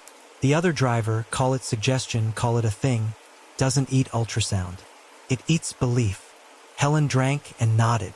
The archivist folded the paper, sealed it in an envelope, and wrote a date on the flap. No one asked to read it. They placed the envelope on the crate beside the lamp like a coin on a saint's tomb, and then moved it to a lockbox because ritual had already taken too much. When the volunteers were dismissed, the yard outside sounded briefly like a real yard. Train brakes, a dog, a vendor swearing at a crate. The control group drifted off in pairs with that relieved, chastened posture humans wear after churches and courtrooms. Arthur stayed in the tent with the rigger and the scene chief and the battery lamp, which had begun to dim in the edges the way honest light does when it is almost done. He wrote in his notebook, no ultrasound, no RF, chair moved. Laugh on dead channel, minus 0.7 s. Airdrop without source. ***, he boxed Helen cleared in court. Self-accused only and, beneath it, device insufficient. Room sufficient. He underlined belief because the word angered him and he needed it to. You have your second driver, the scene chief said, reading the page over his shoulder with the privilege of comradeship. I have the admission I didn't want, Arthur said. He closed the notebook on his own handwriting. We can strip wires all day and it will only get cleaner. What moves the chair isn't your AUX3. It's what people bring to sit on it. He looked at the empty socket where the ghost light had been and imagined it buzzing happily to itself in the equipment wagon like an old god relegated to a corner. He imagined Cassandra's hands tracing her triangle on graph paper. Stage. Witness. Secret. Tomorrow, he said, to the air and to the plan already lifting inside him like a bridge under construction. We break the triangle. Quinn files the experiment memo with a single unavoidable sentence. ***, a second driver exists, either a suggestion loop bigger than our devices or a thing that behaves like one. Either way, the ring responds to belief. ***, Morning bled into the tent like a confession that had slept badly. Arthur spread printouts across the ring floor until the sawdust became a corkboard. Timestamps from the yard's ghostlight circuit, thermal stills of the blue column, spectrograms with their combed teeth, volunteer rosters annotated in his seamed hand. The rigger crouched with him, knife on her belt, ready to cut lies out of wire. The scene chief stood with a thermos and the face of a woman who knows patterns are just traps you build for yourself, and sometimes they work. "Start from the harms," Arthur said. "Not from the gear. People first." They drew a far circle in chalk and wrote names at its rim in tidy block letters. Grace Miller, hit and run. Benjamin West, political vandalism. Unnamed businessman, first night, sealed statement in city custody. Helen Brooks, cleared neglect death, self-accused only. And 3 others from earlier shows whose details had reveled out overnight. A father who had disciplined a son with water in winter. A student who had pushed a rival's portfolio into rain. A woman who had lied about an alibi because the other woman frightened her. "Common law hooks?" the scene chief asked. "Unresolved," Arthur said. "No closure. Courts didn't sit or sat and failed their appetite. Each harm happened in front of someone else." He wrote "witnessed in the dust." Not private sins, public masks. The original acts had an audience. Laughter, jeers, or the silence with teeth. "Which the tent replicates," the rigger said. "Benches, heat, anticipation." Arthur drew a second circle and labeled it stage. He marked the elements like a cook listing ingredients. Ring plus seating, center chair, battery lamp, post-ghostlight, rumor load, invisible clown, timing architecture, viaduct drummer stop, now removed. He wrote "no AUX / ***, no tweeters **** in a box and crossed the box out. The pattern didn't care. "The laugh," the scene chief said, flicking a finger against a spectrogram. "Always prints at -0.7 from motion." Arthur nodded. On paper, the narrow band looked like a thread being pulled out of cloth. "Human formants with no source," he said. "Consistent offset. The timing's too clean to be behavior. It's system." Cassandra called it bias current. "The ghostlight circuit hum," the rigger said. "You said the old line runs weird." Arthur lifted a yard schematic like a magician pretending the dove wasn't in his sleeve. Overnight, the utility had sent a map of feeds. The GL spur, the one the circus tapped for tradition and convenience, ran through a buried conduit to a decommissioned rail spur that once fed a maintenance bay. The spur hadn't carried a train in a decade, but it still moaned at a harmonic close to human laughter when load changed on the yard's main. Arthur traced the path with his pencil. Wall panel rusted ceramic fuses patched junction conduit under the lot rail spur box with a grief of old wires singing to themselves. "Close to laughter," he said softly. "Not a tune, a vowel. The way a crowd warms its throat. People are radios," the rigger said without irony. "You stand them up in a field and they sing whatever is already in the air." Arthur made the third circle and titled it Secret. He wrote anticipation across it, then shame, then because he had to desire to be seen. He laced lines between the 3 circles until they formed a triangle so cliché he wanted to rub it out. Instead he darkened it, then wrote at one vertex stage, at the second witness, at the third secret, and he underlined Cassandra's line where it lived at the edge of his notes. Asterisk, it needs a stage, a watcher, and a secret. Remove one, it starves. Asterisk. He stood and looked at what he had made. From above, it would have looked like a child's puzzle. From where he stood, it was carpentry. Pattern says our entity, if we insist on the word, isn't a free-roaming beast, he said. It's a behavior the room can be taught to rehearse without gear. Ultrasound lowers the threshold. The Ghostlight's dirty bias hum gives it a carrier. Rumor provides script supervisor. The crowd provides the mask. The mask? The scene chief asked. Shape you put on emptiness so it will speak, Arthur said. He tapped the laugh line. Every time the chair moved, that laugh arrived first, like a conductor's breath. Not quite heard, absolutely obeyed. Pattern says laughter isn't a response here. It's an instruction. He sketched their nights in shorthand. Asterisk night 1. Chair trench, grace compelled, 8 dB laugh drop, ultrasound spike, glow paint smear, ghost light on, asterisk night 2, Benjamin, cold column, section C tweeters plus smile unit, ghost light on, print matches Isaac North, asterisk night 3, control, no AUX, no tweeters, ghost light removed, battery lamp, clean RF, chair still moved, laugh on dead channel, minus 0.7s, Helen, asterisk outside control group, audio only hears quiet, hush propagates, no kinetic event, several report urge to confess but without staging they don't stand. He drew a box under the list and wrote, devices sharpen knife, not the hand, asterisk asterisk then, below that, hand equals crowd plus expectation plus bias hum equals mask. The rigger pointed at the chalk triangle. Break which side? She asked. Stage is the easiest to harm, the scene chief said. Kill the tent. Open sky. Noon. No ghost light. No old wire. We tried a version of that on day 2 when we raked the rumor thin, Arthur said. But we kept the benches tight. We kept the drum. The crowd still had a mouth. He rubbed his jaw, feeling the grit of sleep. Witness is the uglier choice. Scatter the crowd. Stop synchronized hush. Stop the phones from building a mirror. Teach the room to refuse unison. Secret is the one you can't police, the rigger said. People carry them like blood. Arthur's phone clicked with a text from the lab, asterisk asterisk chair leg residue. Glow paint binder plus skin oil, multiple contributors, no magnets, no ferrous particles in trench dust. Asterisk asterisk it was a negative he'd already guessed. He wrote no physical motive and circled it with the kind of scorn a man reserves for reality when it denies him a nail to pound. He turned to the thermals. Frame by frame, the cold column walked section C like an usher with opinions. It parted around bodies without exchange, as if it disliked contact or had no mechanism for it. It's a pressure feature, the scene chief said. Convection gone weird.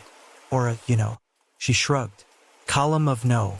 It shows up when the laugh prints. Maybe the laugh is the column's voice. Maybe the column is the laugh's spine. Arthur drew a little stick smile beside the column on the printout and surprised himself with the childishness of it. The ring answered him with a tiny settling groan like an old house deciding which way to lean. Selection logic, he said, pushing the analysis back onto its rails. Victims sat in section C. Self-select for aisle adjacency. We strip gear, the chair still finds the aisle. But Helen differed, no legal guilt, only self-judgment. Pattern expands.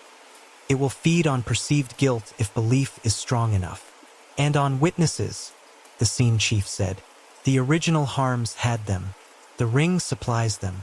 He paced the ring once, letting the chalk triangle stay at his feet like a small altar he pretended not to notice. We start with a structural attack, he said. No tent, daylight, no ghost light bias. Crowd broken like spilled beads. Everyone on their own little island of listening, with noise seeded to disallow synchronized hush. And this matters, no performance language. No ringmaster patter. No stage EQs. Replace with victim support statements and paperwork. Make the ritual clerical. Starve the mask. He looked toward the office wagon where Gabriel's ledger slept like a tired conscience. Gabriel reads help lines and addresses for restitution funds instead of stories, he said. He turns the ring into a bulletin board. He'll hate it, the rigger said. He can hate it while we save his payroll, Arthur said. If the thing behavior needs a stage, a watcher, and a secret, we're going to steal 2 of the 3 and see if it can balance on one. He outlined the plan in bullets that looked like nails. Asterisk venue. Open square at noon. No roof. No ghost light. Power from municipal box with clean modern grounding. Asterisk audience. Dispersed. Standing zones separated by chalk lanes. Phones forced into white noise mode. Apps installed and verified. Officers seed low chatter to break herd silence. Asterisk program. No acts. No cues. Gabriel reads resource lists. Cassandra, if she'll come, demonstrates breath desynchronization drill. Volunteers stationed to intercept emergent confession and walk it to a private kiosk outside the ring. Asterisk equipment. RF scanners running. No tweeters permitted. Soundboard present only for public service audio. Recorders isolated to catch laugh if it prints. Asterisk metric. Chair movement, if any. Temperature anomalies. Laugh offset. Emergent confession rate. Success equals 0 kinetic. 0 shared hush. 0 public reenactment. The scene chief looked at the list and nodded the way people nod when they see a bridge they hope will hold. If we break it and it stays broken, we print a pamphlet, she said dryly. Asterisk how to starve your egregore in 3 easy steps. Asterisk. And if we break it and it moves? The rigger said. What then? Then we admit we've built a mask so convincing it can walk without a face, Arthur said. Then we change jurisdictions from physics to ethics. He stared at the chalk triangle a last time. The labels felt too pretty for what they named. He scuffed the secret corner with his shoe until the word blurred. Cassandra said mirrors are cheaper than motors, he said. We're going to take the mirror away. He sent the texts, made the calls, bullied a permit out of a city official who wanted a selfie and got instead a lecture on sound ordinances. He walked the open square where the noon would be ruthless and counted distances for chalk lanes. He ordered phone apps pushed by the department's IT, white noise locked at a level that would not hurt but would not allow a room to find itself a single throat. He drafted the language Gabriel would read and the way he would read it. He placed benches in a scatter that made the word audience look like poor grammar. At dusk he stood alone in the tent one last time. The ghost light glowed like an old joke that has forgotten its punchline. The chair sat where he had left it, a good chair that had learned a bad habit. He almost reached to tip it on its side to rob it of dignity and did not. You do not taunt the things you are trying to starve. You make them bored. His phone buzzed with a message from Cassandra. Stage, watcher, secret. You only need to pull 2. Pull all 3 if you can. And remember, it likes to be invited. Write your signs like you mean no. Asterisk asterisk he typed understood and did not send it because superstition demanded he not tell the room his plan. By morning, Arthur has permits for a noon relocation, chalked lanes for a dispersed non-audience, a white noise mandate, and a program of support statements in place of patter. The triangle will be broken in daylight. The mask, if it needs darkness and a mirror, will find neither. Rome had a way of turning any square into a stage, so Arthur spent the morning making sure this one became the opposite. Noon pinned the cobbles to their shadows. The basilica's steps stood back like an audience that had been told to go home. City crews had marked chalk lanes across the piazza in a loose grid that refused to center on anything. Islands big enough for a family, small enough to prevent a crowd. Between them, officers in bright vests strolled at a pace meant to interrupt unison. The municipal power box hummed with clean, grounded current, no old hum, no antique bias. Phones up, Arthur called. White noise mode on. Techs in sun hats moved through the scatter to verify the app was running. Steady hiss, no rhythm to catch, loud enough to blunt a synchronized hush, soft enough to avoid a complaint that would become the story instead of the story. On a low platform, Gabriel North stood in shirt sleeves instead of tails, a microphone on a stick that fed only 2 modest speakers. No festoons, no riders on the board labeled AUX. The chair Goodwood Bad Habits was left in the truck. In its place, a folding table held photocopied sheets, a steel cash box with its lid folded back, and a bottle of water that perspired like a nervous witness. Read it plain, Arthur had told him. No patter, no rhythm. Imagine you're the voice of an elevator. Gabriel adjusted the mic with a hand that wanted to flourish and did not. Resources for victims of assault, he said, and read. Names of clinics, addresses of shelters and legal aid.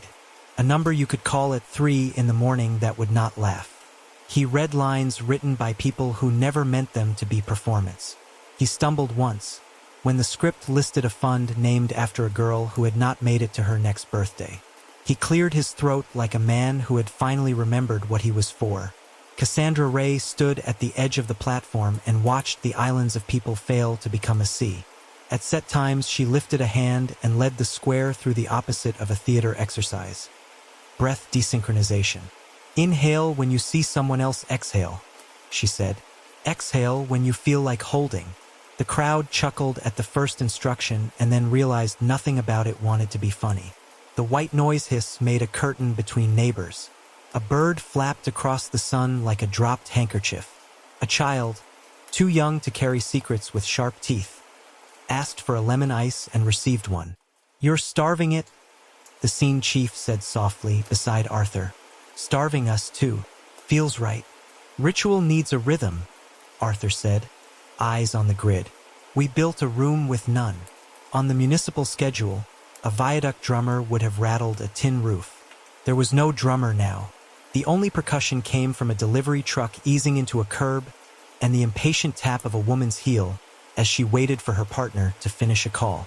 Arthur watched the heel and caught himself counting. He made himself stop. Near the South Chalk Lane, a red balloon lifted from the fingers of a boy who had been promised it would not escape. It rose to shoulder height, jigged in the small convection of the day, and hovered undecided, its string dreaming of wrists.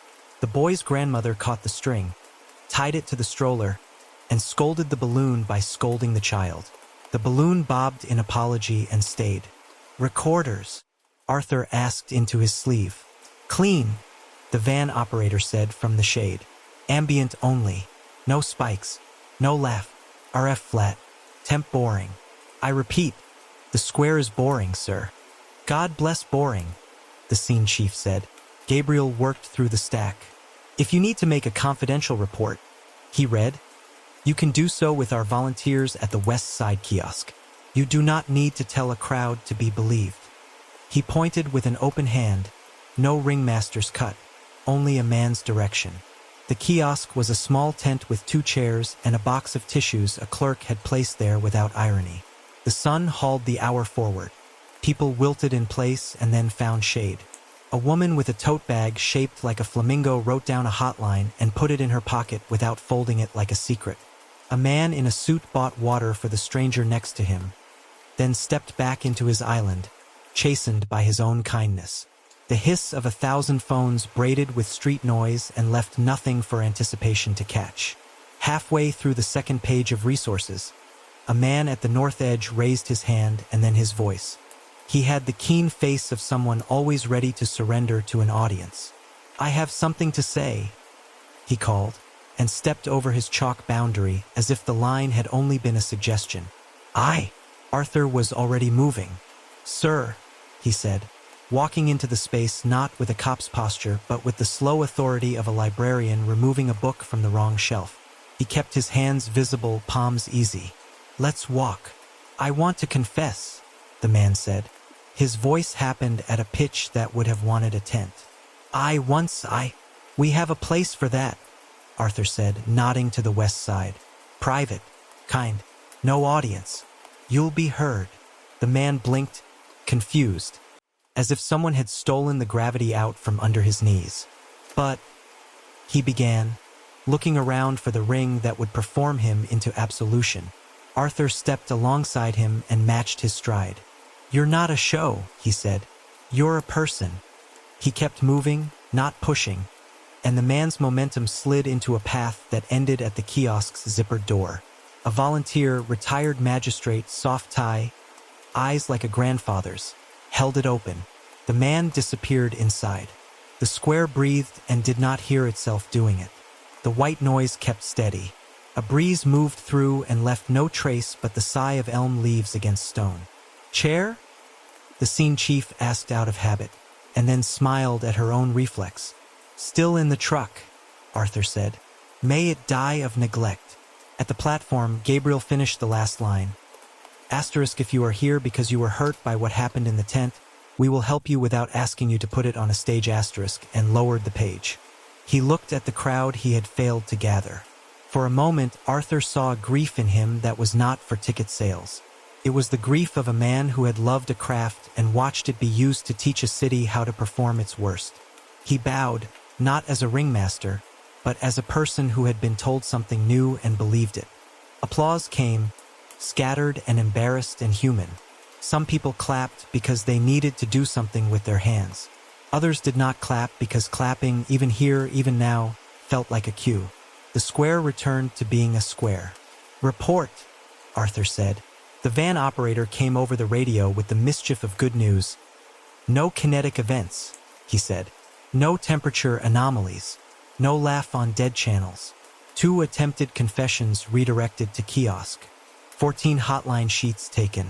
A woman cried listening to the list of shelters and then laughed at herself for crying. That's my full poetic assessment." "Accepted," Arthur said. He allowed himself the smallest exhale that might have been relief. Cassandra caught his eye from the platform edge and nodded once. Approval withheld until a second trial, but not ungenerous. They broke the platform down before rumors could climb it. The chalk lanes dulled under foot traffic. The hiss faded as phones resumed their conduct with the world.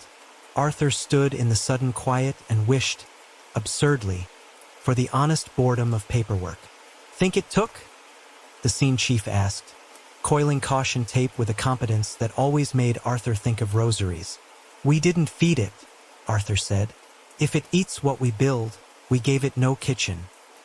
He was still writing up the after-action memo at his hotel desk.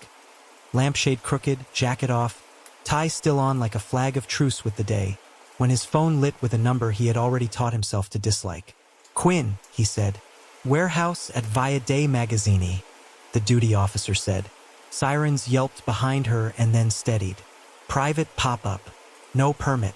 Someone pushed a location to the forums an hour ago. A crowd's inside. Reports of a chair moving." Arthur closed his eyes and saw the chalk triangle as if it had been branded into the back of his lids. "Stage. Witness. Secret. On my way," he said, and grabbed his coat from where it had been practicing looking abandoned. He left the lamp on. The address led to a rectangle of brick with its windows painted black and its door ajar in a way that made the air on Arthur's arms rise. Inside, someone had rolled out canvas over concrete. Someone had strung work lights high, then left one stubborn bulb burning alone in the middle of the space. A bad joke made into a sacrament. Benches, borrowed from a parish hall or a school, were pulled tight to form a Section C, where no alphabet had a right to be. In the ring they had raked into the middle of the warehouse floor. A chair's legs stood clean as a diagram.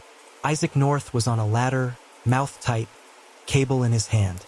"You," Gabriel said, arriving at Arthur's shoulder with a breath that wanted to be a shout. "Yes," Isaac said, not guilty, not saintly. "I intended to prove your square didn't matter. I intended to humiliate your methods. You intended to starve a behavior. I intended to feed it and show you it was a god. Here we are." The crowd, less than 100, enough, chanted something like a prayer and something like a dare. "Let him laugh," they said, tripping on the pronoun. "Let him laugh. Let him laugh." Arthur's officers moved for the breakers, hands already on the panel. "Cut power," Arthur said, and they did. The warehouse sighed as its coils went dark.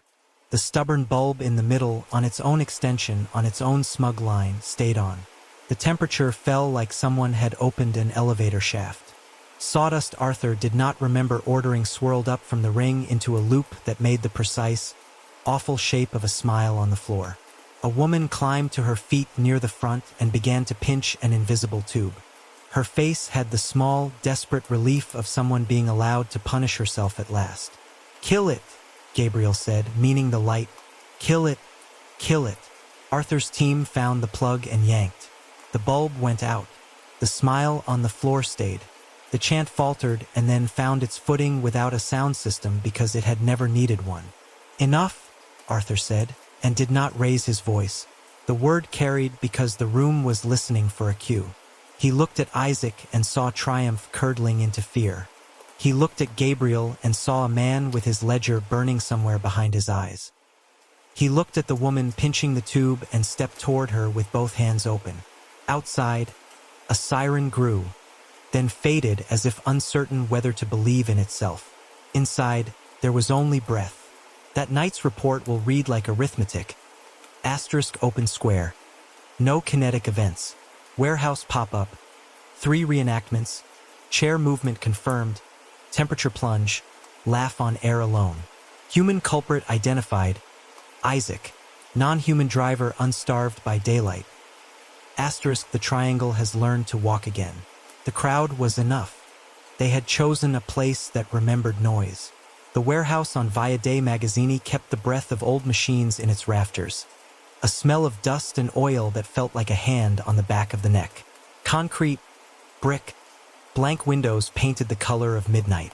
Inside, someone had rolled canvas over the floor and scratched a ring into the grit, then raised benches in a tight crescent that made a mockery of Arthur's chalk islands. Work lights had been strung in a figure 8, but in the center of the space a single bulb hung from a cord and burned like a dare. Isaac North stood on a ladder, white cable looped around his wrist, mouth set.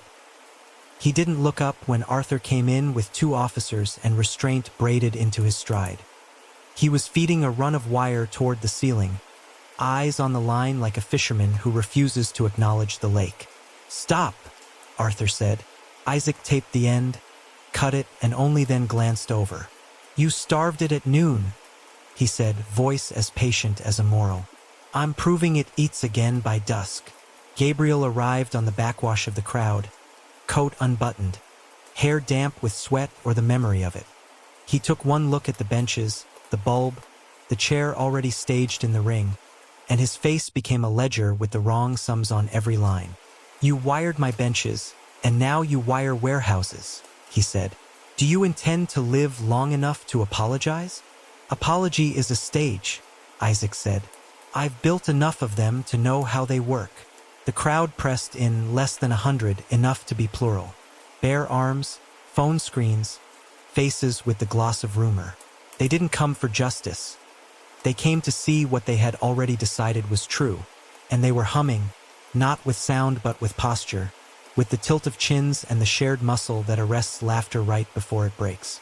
"Disperse," Arthur called, even though he knew the word was made of paper in a room like this. "No show, no confessions. Go home." "Let him laugh," someone said. It was a man near the back, office shirt, loosened tie, the particular courage of borrowed anonymity. "Let him laugh, let him laugh," a second voice picked up, and then 20. And then a rope of syllables twisted together into a chant that had the cadence of prayer and the ethics of a dare. Arthur's officers moved, for the breaker panel bolted to the wall. He didn't have to tell them. They threw the switch. The figure-8 work lights died in a single exhale.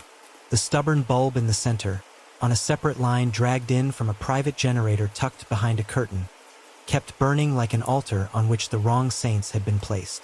"Kill it," Gabriel said, fierce. "Kill that one." One of the officers dove behind the curtain, traced the extension, and yanked. The bulb went black. For a second the warehouse was pure air. No hum, no halo, only breath and the scrape of shoes. The chant hiccuped, then found a new footing with no amplification, as if voices were a current room's evolved to conduct. The temperature fell. It didn't sink in a dramatic theater gust. It stepped closer like a stranger you have decided too late not to meet. On the thermal tablet the scene chief had brought in, a spine of cold unrolled from the doorway to the ring, not touching bodies, insisting on lanes as if an usher with opinions had learned to be weather. Sawdust curled up from the ring in a slow twister and settled into a shape so neat, so schoolbook, that several people laughed without meaning to and then hated themselves for it. A smile raked into the floor. Gabriel swore under his breath. Isaac watched the spiral as a man might watch a theorem he had written on a blackboard learn to balance a broom on its own hand. There was triumph in him and something too close to fear to be called satisfaction. A woman rose near the front row. She was late middle age, hands strong the way hands get from carrying other people's weight. She wore a wool skirt in summer and had the weary dignity of a parish treasurer. She stood not like a volunteer but like someone who had misfiled something years ago and just found the drawer again. Her fingers pinched at the air. No prop, no tube. Her lips had already learned the purse of someone apologizing to a room without words. "Ma'am," Arthur said, moving toward her with his palms up. "Walk with me. Outside. No stage." She didn't seem to hear him. She had already entered the corridor some rooms lay out when the conditions are right. "He said it would be kinder," she said, and the crowd swayed forward because a stage had been built and a door had been opened. He was my father. He had asked to go 100 times in 100 ways. The paperwork always said no. I had the bag in my hand and the scissors in my pocket and the door propped with my shoulder. I thought I was doing the thing he was asking, and all I was doing was the thing I couldn't stop thinking of. Not here, Arthur said, close now, voice low. Do not let this room own your words. She closed her eyes. Her hand tightened and released a valve that wasn't there. The chair in the ring slid, carving its trench without dignifying physics with a tremor. It came to a stop facing no one at all, like a confession box in a church where the priest had been excused. The laugh printed on the recorder a clean 7/10 before motion, riding no channel they had sanctioned, as if the wire ran through breath itself and the conductor wore no clothes anyone could catch. Gabriel lunged at the ladder. Isaac came down to meet him. They collided in the narrow aisle between benches, shoulders, and history first. They were not old men and they were not boys. They were the age brothers are when they have carried too many proofs of each other's sins. They struggled in that ugly, honest way lovers and siblings fight. Hands in the wrong places, words chosen for maximum bruise. You feed it, Gabriel spat. You always did. You brought your circuits into my tent and called it science. You've built a god that eats my city. You built the church, Isaac said, twisted in his brother's grip, eyes bright with the conviction of a theology he loved too much. I brought the hymnals. Don't confuse the method with the appetite. Arthur wedged himself between them with a calm that had terrified better men. Enough, he said, the word flat as a table. He separated them with his forearms, the way you break a hold without breaking its holders. He shoved Gabriel toward the aisle, not roughly, and pointed to the microphone on the folding table. Read, he said. Read anything that isn't a story. Gabriel, to his credit, understood the assignment even while his breath still came in stutters. He grabbed the mic and opened his mouth to pull his patter up out of habit. He found nothing there. He reached for the stack of photocopies Arthur had kept in his satchel since noon and began to read a list of victim services in a voice that shook at first and then steadied, because steadiness was contagious too when a room allowed it. Don't give it rhythm, Cassandra said from the doorway, where she had materialized without anyone seeing her arrive, headphones around her neck. She moved along the wall with the choreography of someone who knows where the floor gives underfoot. No drum, no symmetry, make it ugly. Keep going. The chant faltered on the tide of clinical nouns. A man at the back clapped once in mockery and then frowned, cheated of a cue. The temperature held its new floor. The smile in sawdust did not smooth out, but it also didn't widen. The chair stayed put. The woman in the wool skirt had gone still, as people do at a cliff's edge when they choose not to step. She looked at Arthur with the horror of someone who has discovered that an audience is a kind of addiction. I can do it, she whispered. I can. Tell it without feeding it. He nodded. He passed her a pen from his breast pocket. Cheap, blue, dependable, and a piece of paper torn from his notebook. Write it, he said. Past tense. Dates. Proper nouns. No poetry. He gestured toward the exit with a tilt of his head. I'll walk you to the kiosk we're setting outside. There's a magistrate who isn't here for a show. She wrote with the ferocity of someone stitching a wound. When she finished, she folded the paper once, twice, and pressed it into his palm. Felt hot. He slid it into an envelope an officer held open, sealed it with evidence tape, and gave it back to her. Yours, he said, not ours. Behind them, the brothers were breathing like bellows. Cooling, not cooled. Isaac leaned his head against a pillar and addressed the concrete. Do you see? He asked nobody. Power doesn't matter. Power always matters, Arthur said, not unkindly. He nodded to the officers at the panels. Keep it down. Keep it all down. Then why is it laughing with the lights cut? Isaac asked. Because the laugh isn't in wire, Cassandra answered, stepping into the ring with the kind of defiance only a professional liar can afford when she decides to tell the truth. It's in them. She didn't point to the crowd. She turned her thumb in and tapped her own sternum. and in us when we want to see something so badly that we tell it how to appear. You're saying it's a mass hallucination? An officer near the door asked, doing his best to be brave and skeptical and useful. I'm saying the room is a mirror, Cassandra said, and that mirrors can cut when you break them wrong. Arthur raised his voice one last time, pitched not to dominate but to cut a seam in the room where people could step out without tearing. Show's over, he said. There was no show. Go home. They went. Not in a rush, that would have been a new ritual, but in a series of personal decisions, as if leaving had to be invented one body at a time. The chant died of an argument it could not win. The argument that a list of addresses could be more powerful than an altar. The temperature inched up like a dog forgiven. The smile blurred under shoe and wind. The chair, robbed of audience, looked foolish and expensive. Gabriel sagged into a bench as if he had been shot with something entirely legal and very effective. Truth. Isaac slid down the pillar and sat on the floor like a man after bad theology. For a long minute nobody spoke. Then, very softly, because precise language was a kind of antiseptic, Arthur said what the report would say later in drier words. It doesn't need your wires anymore, he told Isaac without heat. It doesn't need your tent, he told Gabriel gentler. It needs a crowd willing to be an accomplice and a rumor willing to be a script.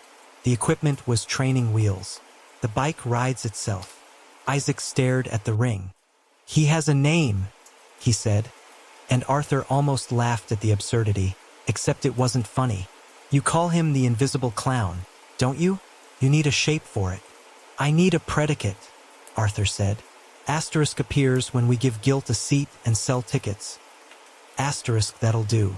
Cassandra tugged the central cord back into the air and left the bulb hanging dark like a question mark with no sentence to finish. You won't kill it by pulling plugs, she said. But you can starve it by making the city forget it's delicious. Gabriel pressed his palms over his eyes and then dragged them down his face, as if he could erase the paint he wasn't wearing. I'm closing, he said without looking up. Not a pause. Not a rebrand. Closed. The tent goes to mothballs. The cats get homes. Isaac flinched at that, maybe because he remembered the cats. I'll be charged, he said to Arthur, docile.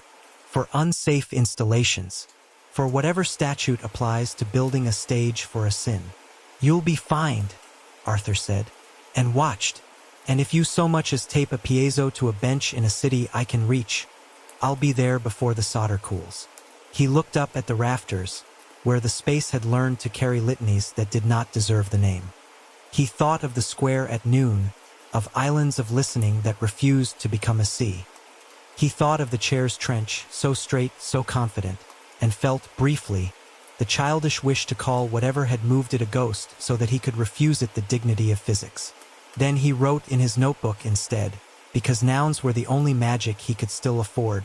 Warehouse pop-up, portable tweeters in progress. Crowd chanting let him laugh.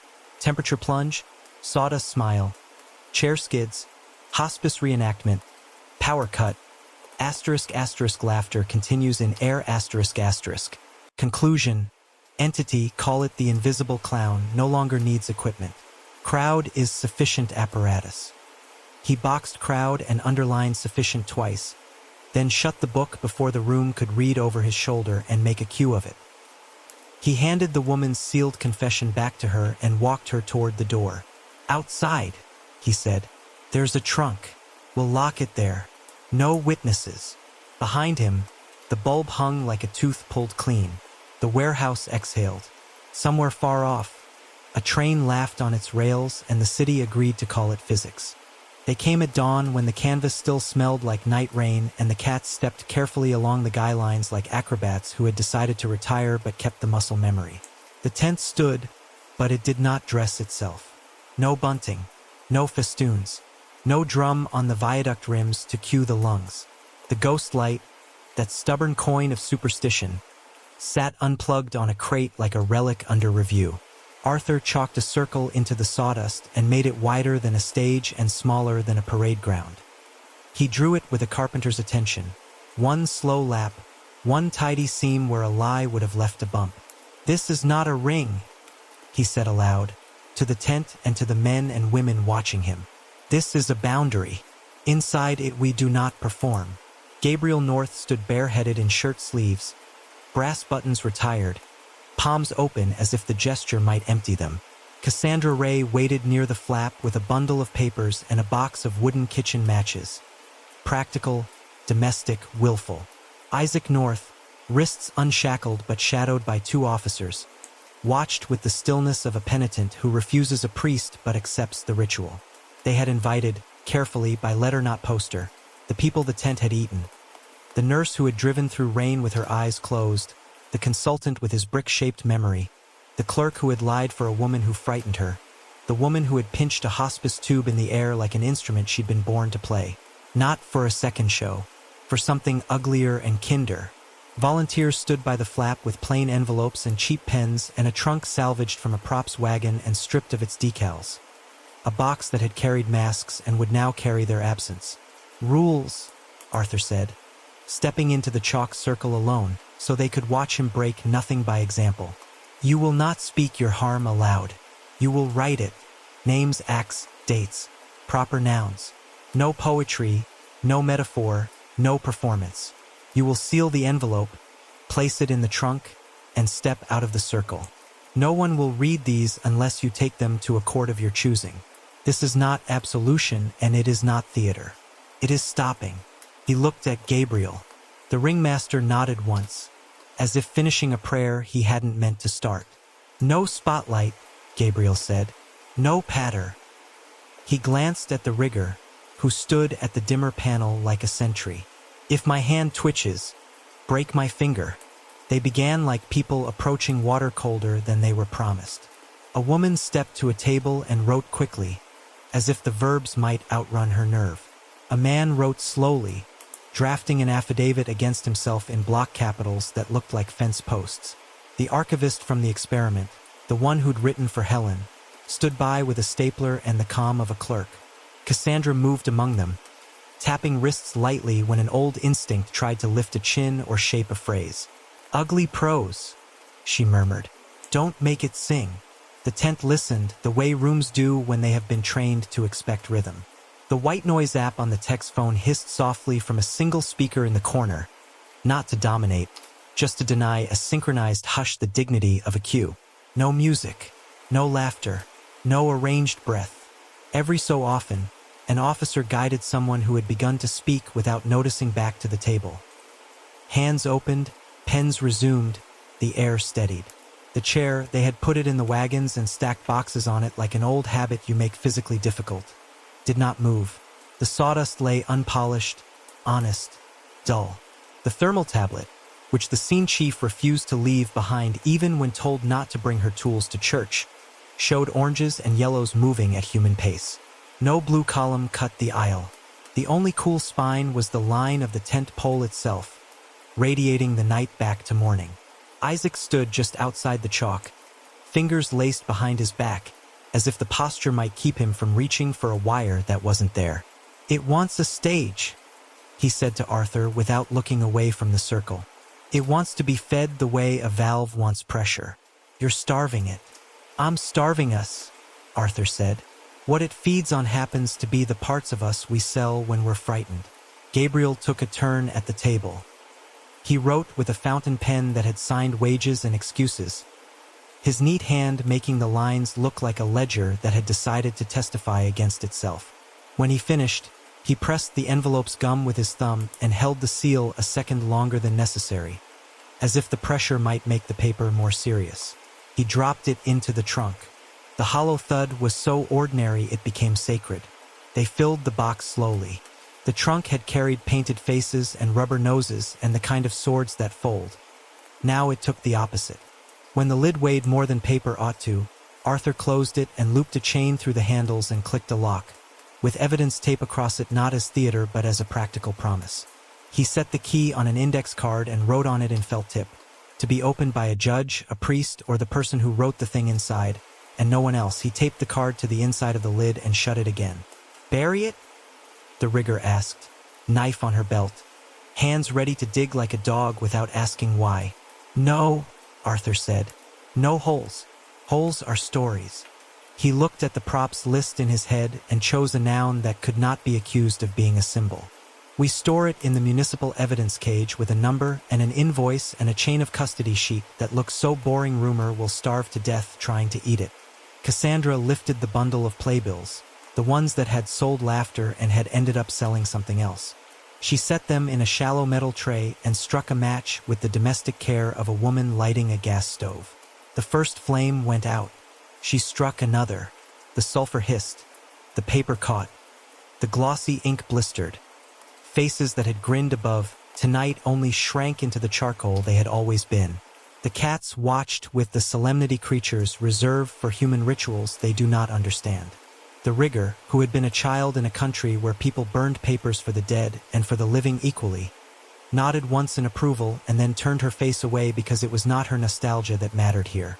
Gabriel stood very straight and did not try to make the fire into a show. Isaac closed his eyes and probably counted the BTUs because he was constitutionally incapable of pretending physics didn't exist. When the tray held ash and a few stubborn staples, Cassandra crushed the gray with the back of a spoon until it agreed to be nothing but carbon. She poured water from a jug.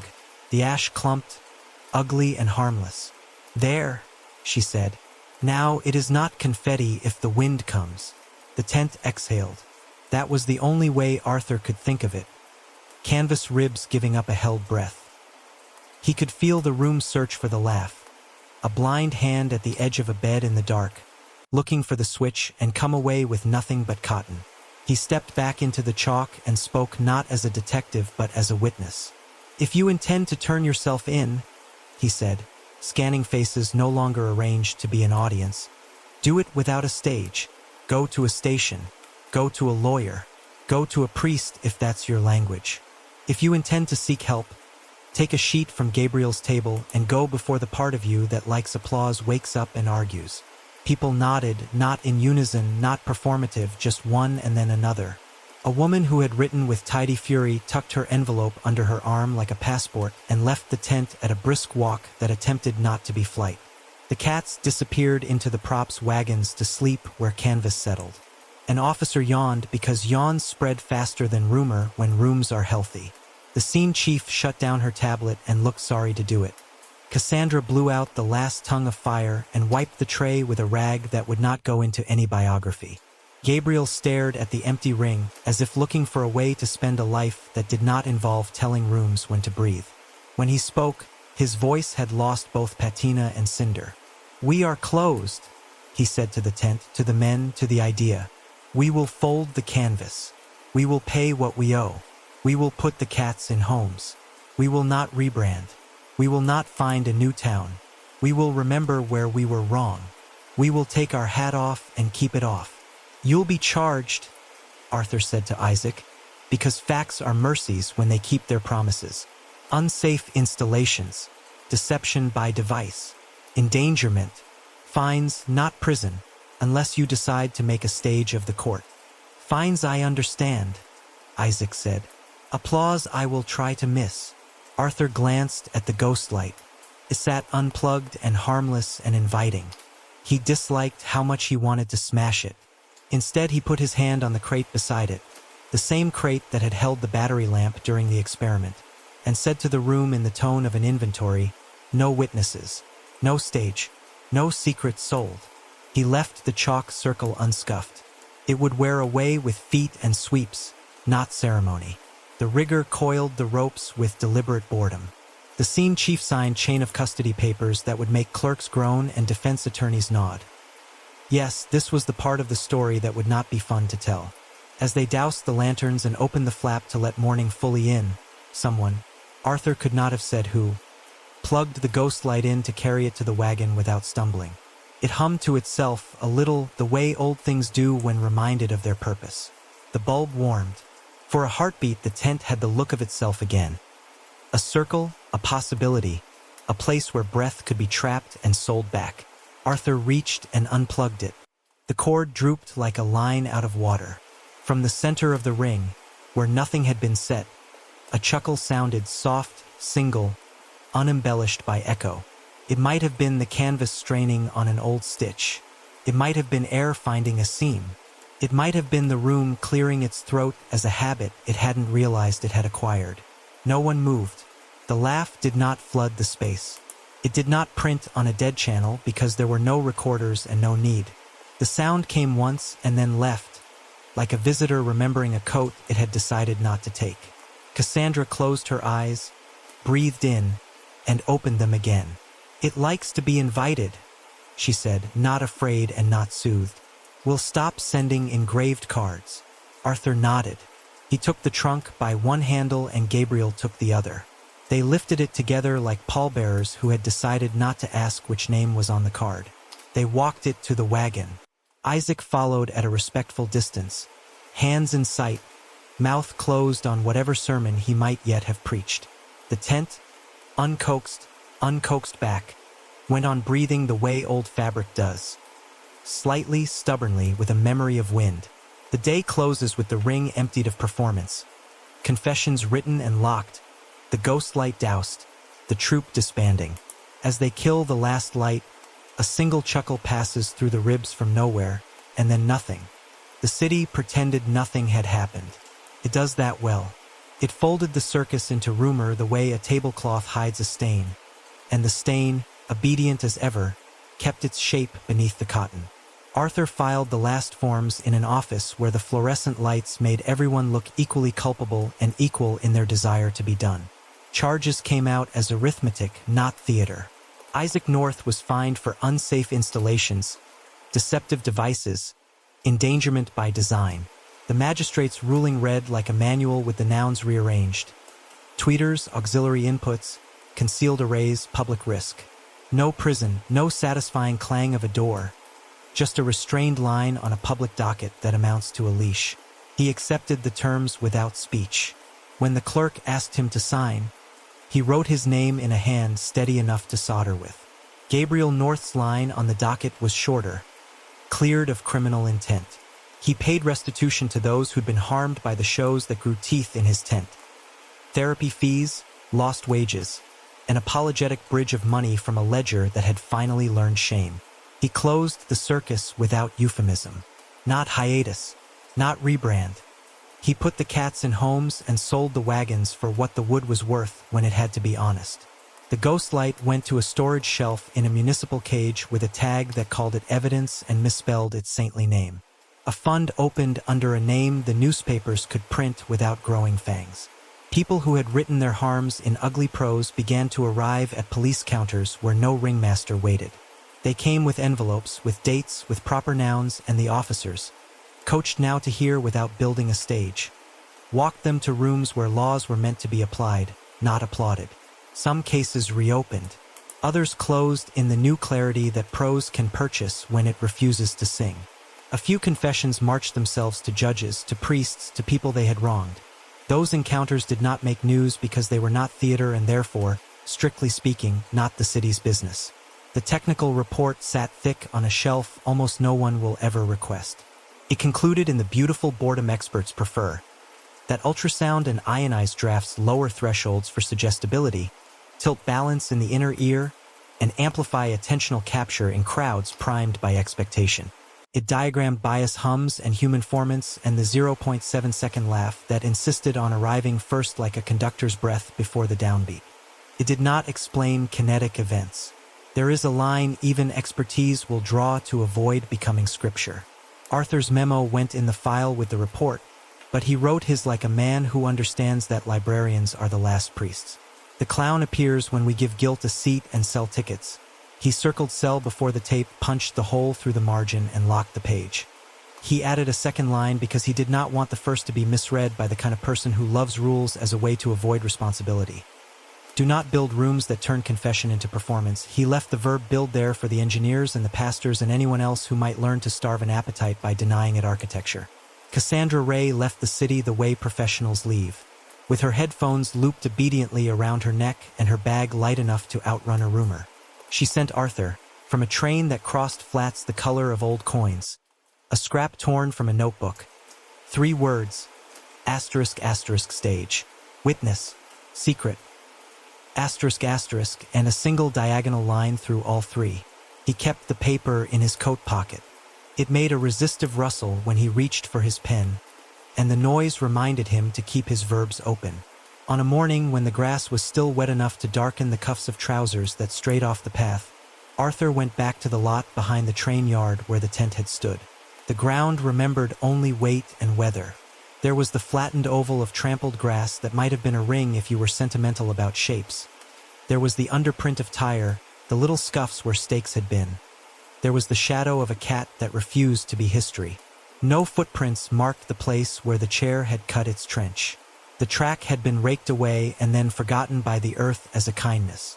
A maintenance crew was painting the far fence the color of apology. The rail spur that fed the Ghostlight moaned under a freight line's weight a half-kilometer away. The note rose and fell like someone practicing their vowels in a corridor. It did not sound like laughter unless you wanted it to. Arthur discovered, with relief that embarrassed him, that he did not want it to. On the ballast near the chain link hung a single red balloon, snagged by its string where a knot had given up. No clever actuators, no engineer's thumb wheels, the hardware store version of a dare. The morning air moved it in polite arcs. He could have left it there to slacken and fade, but he doesn't believe in souvenirs you didn't ask for. He pinched the latex between finger and thumb and pressed. It popped with an undramatic kiss, a sound that does not belong to theaters. No one turned. No recorder printed a laugh on a dead channel. He filed the remains in a trash bag the city had paid for with taxes, which is to say with faith. He stood a long while and tried the trick Cassandra taught him, to hear the noisiest silence as the one that refuses to organize itself into a queue. The city managed it. Rome has been a stage for so long it knows when to let its light fall elsewhere. A man in a reflective vest cursed a bucket. A train sang physics. A dog chased nothing like a hobby. The morning carried itself without instruction. When he turned to go, he saw the chalk he'd ground into the tent's sawdust days ago had melted into the soil. No ring remained. The only circle was the one the sun made of itself when it finally climbed high enough to insist. He put his hands in his pockets and felt Cassandra's paper there with its resistive rustle and the coat button he never sewed back on. He imagined, fleetingly, the tent ribs cupping a single chuckle from nowhere, that old reflex clearing its throat, and he did not grant it a stage. On his desk that afternoon he placed the evidence cage receipt for a trunk filled with envelopes and wrote an addendum in ink steady as a balance chair. When a city insists on confession, remind it that justice has rooms without applause, he capped the pen. He pushed the memo to the top of the pile on purpose. He turned out the office light and left it there for someone to find when they needed a rule that wasn't hungry. Outside, the square that had refused to be an audience went about its commerce. A busker failed 3 knives and laughed at himself. People loved him for it because they could. A child tugged at a grandparent's sleeve and got a lemon ice that stayed a lemon ice. The day advanced without a cue. Behind the train yard, the lot breathed like fabric that had been freed from its frame. You could walk it without being told who you were supposed to be. If you listened, you heard nothing perform itself into prophecy. The laugh, if there was one, lived only in the places people insist on keeping for it. Case closed. The stage is quiet. In a city of theaters, something waits for the next laugh to be cheap enough. For now, the ring is only grass, and the Ghostlight is a bulb on a shelf, and there are no footprints where the chair once slid. Thank you for staying with us until the end of Ghostlight Under the Big Top. This investigation has taken us from the flicker of the Ghostlight to the silence of an empty ring, where confessions, applause, and shadows all competed to claim the truth. Here at Somnolent Conspiracies, we believe every story leaves behind a residue. A whisper in the rafters, a footprint in the sawdust, a question that refuses to sit quietly. If this tale unsettled you, it means the story has done its work. We're grateful for your time, your ears, and your curiosity. Your support, listening, liking, sharing, allows us to keep building these long journeys into the hidden corridors of crime and dread. So if you haven't yet, please subscribe, tap the bell icon, and leave a like to help others find our work. Each gesture is a way of saying you want the next case to be opened. Until then, remember, every shadow hides a story, and we will tell it to you. Thank you for listening.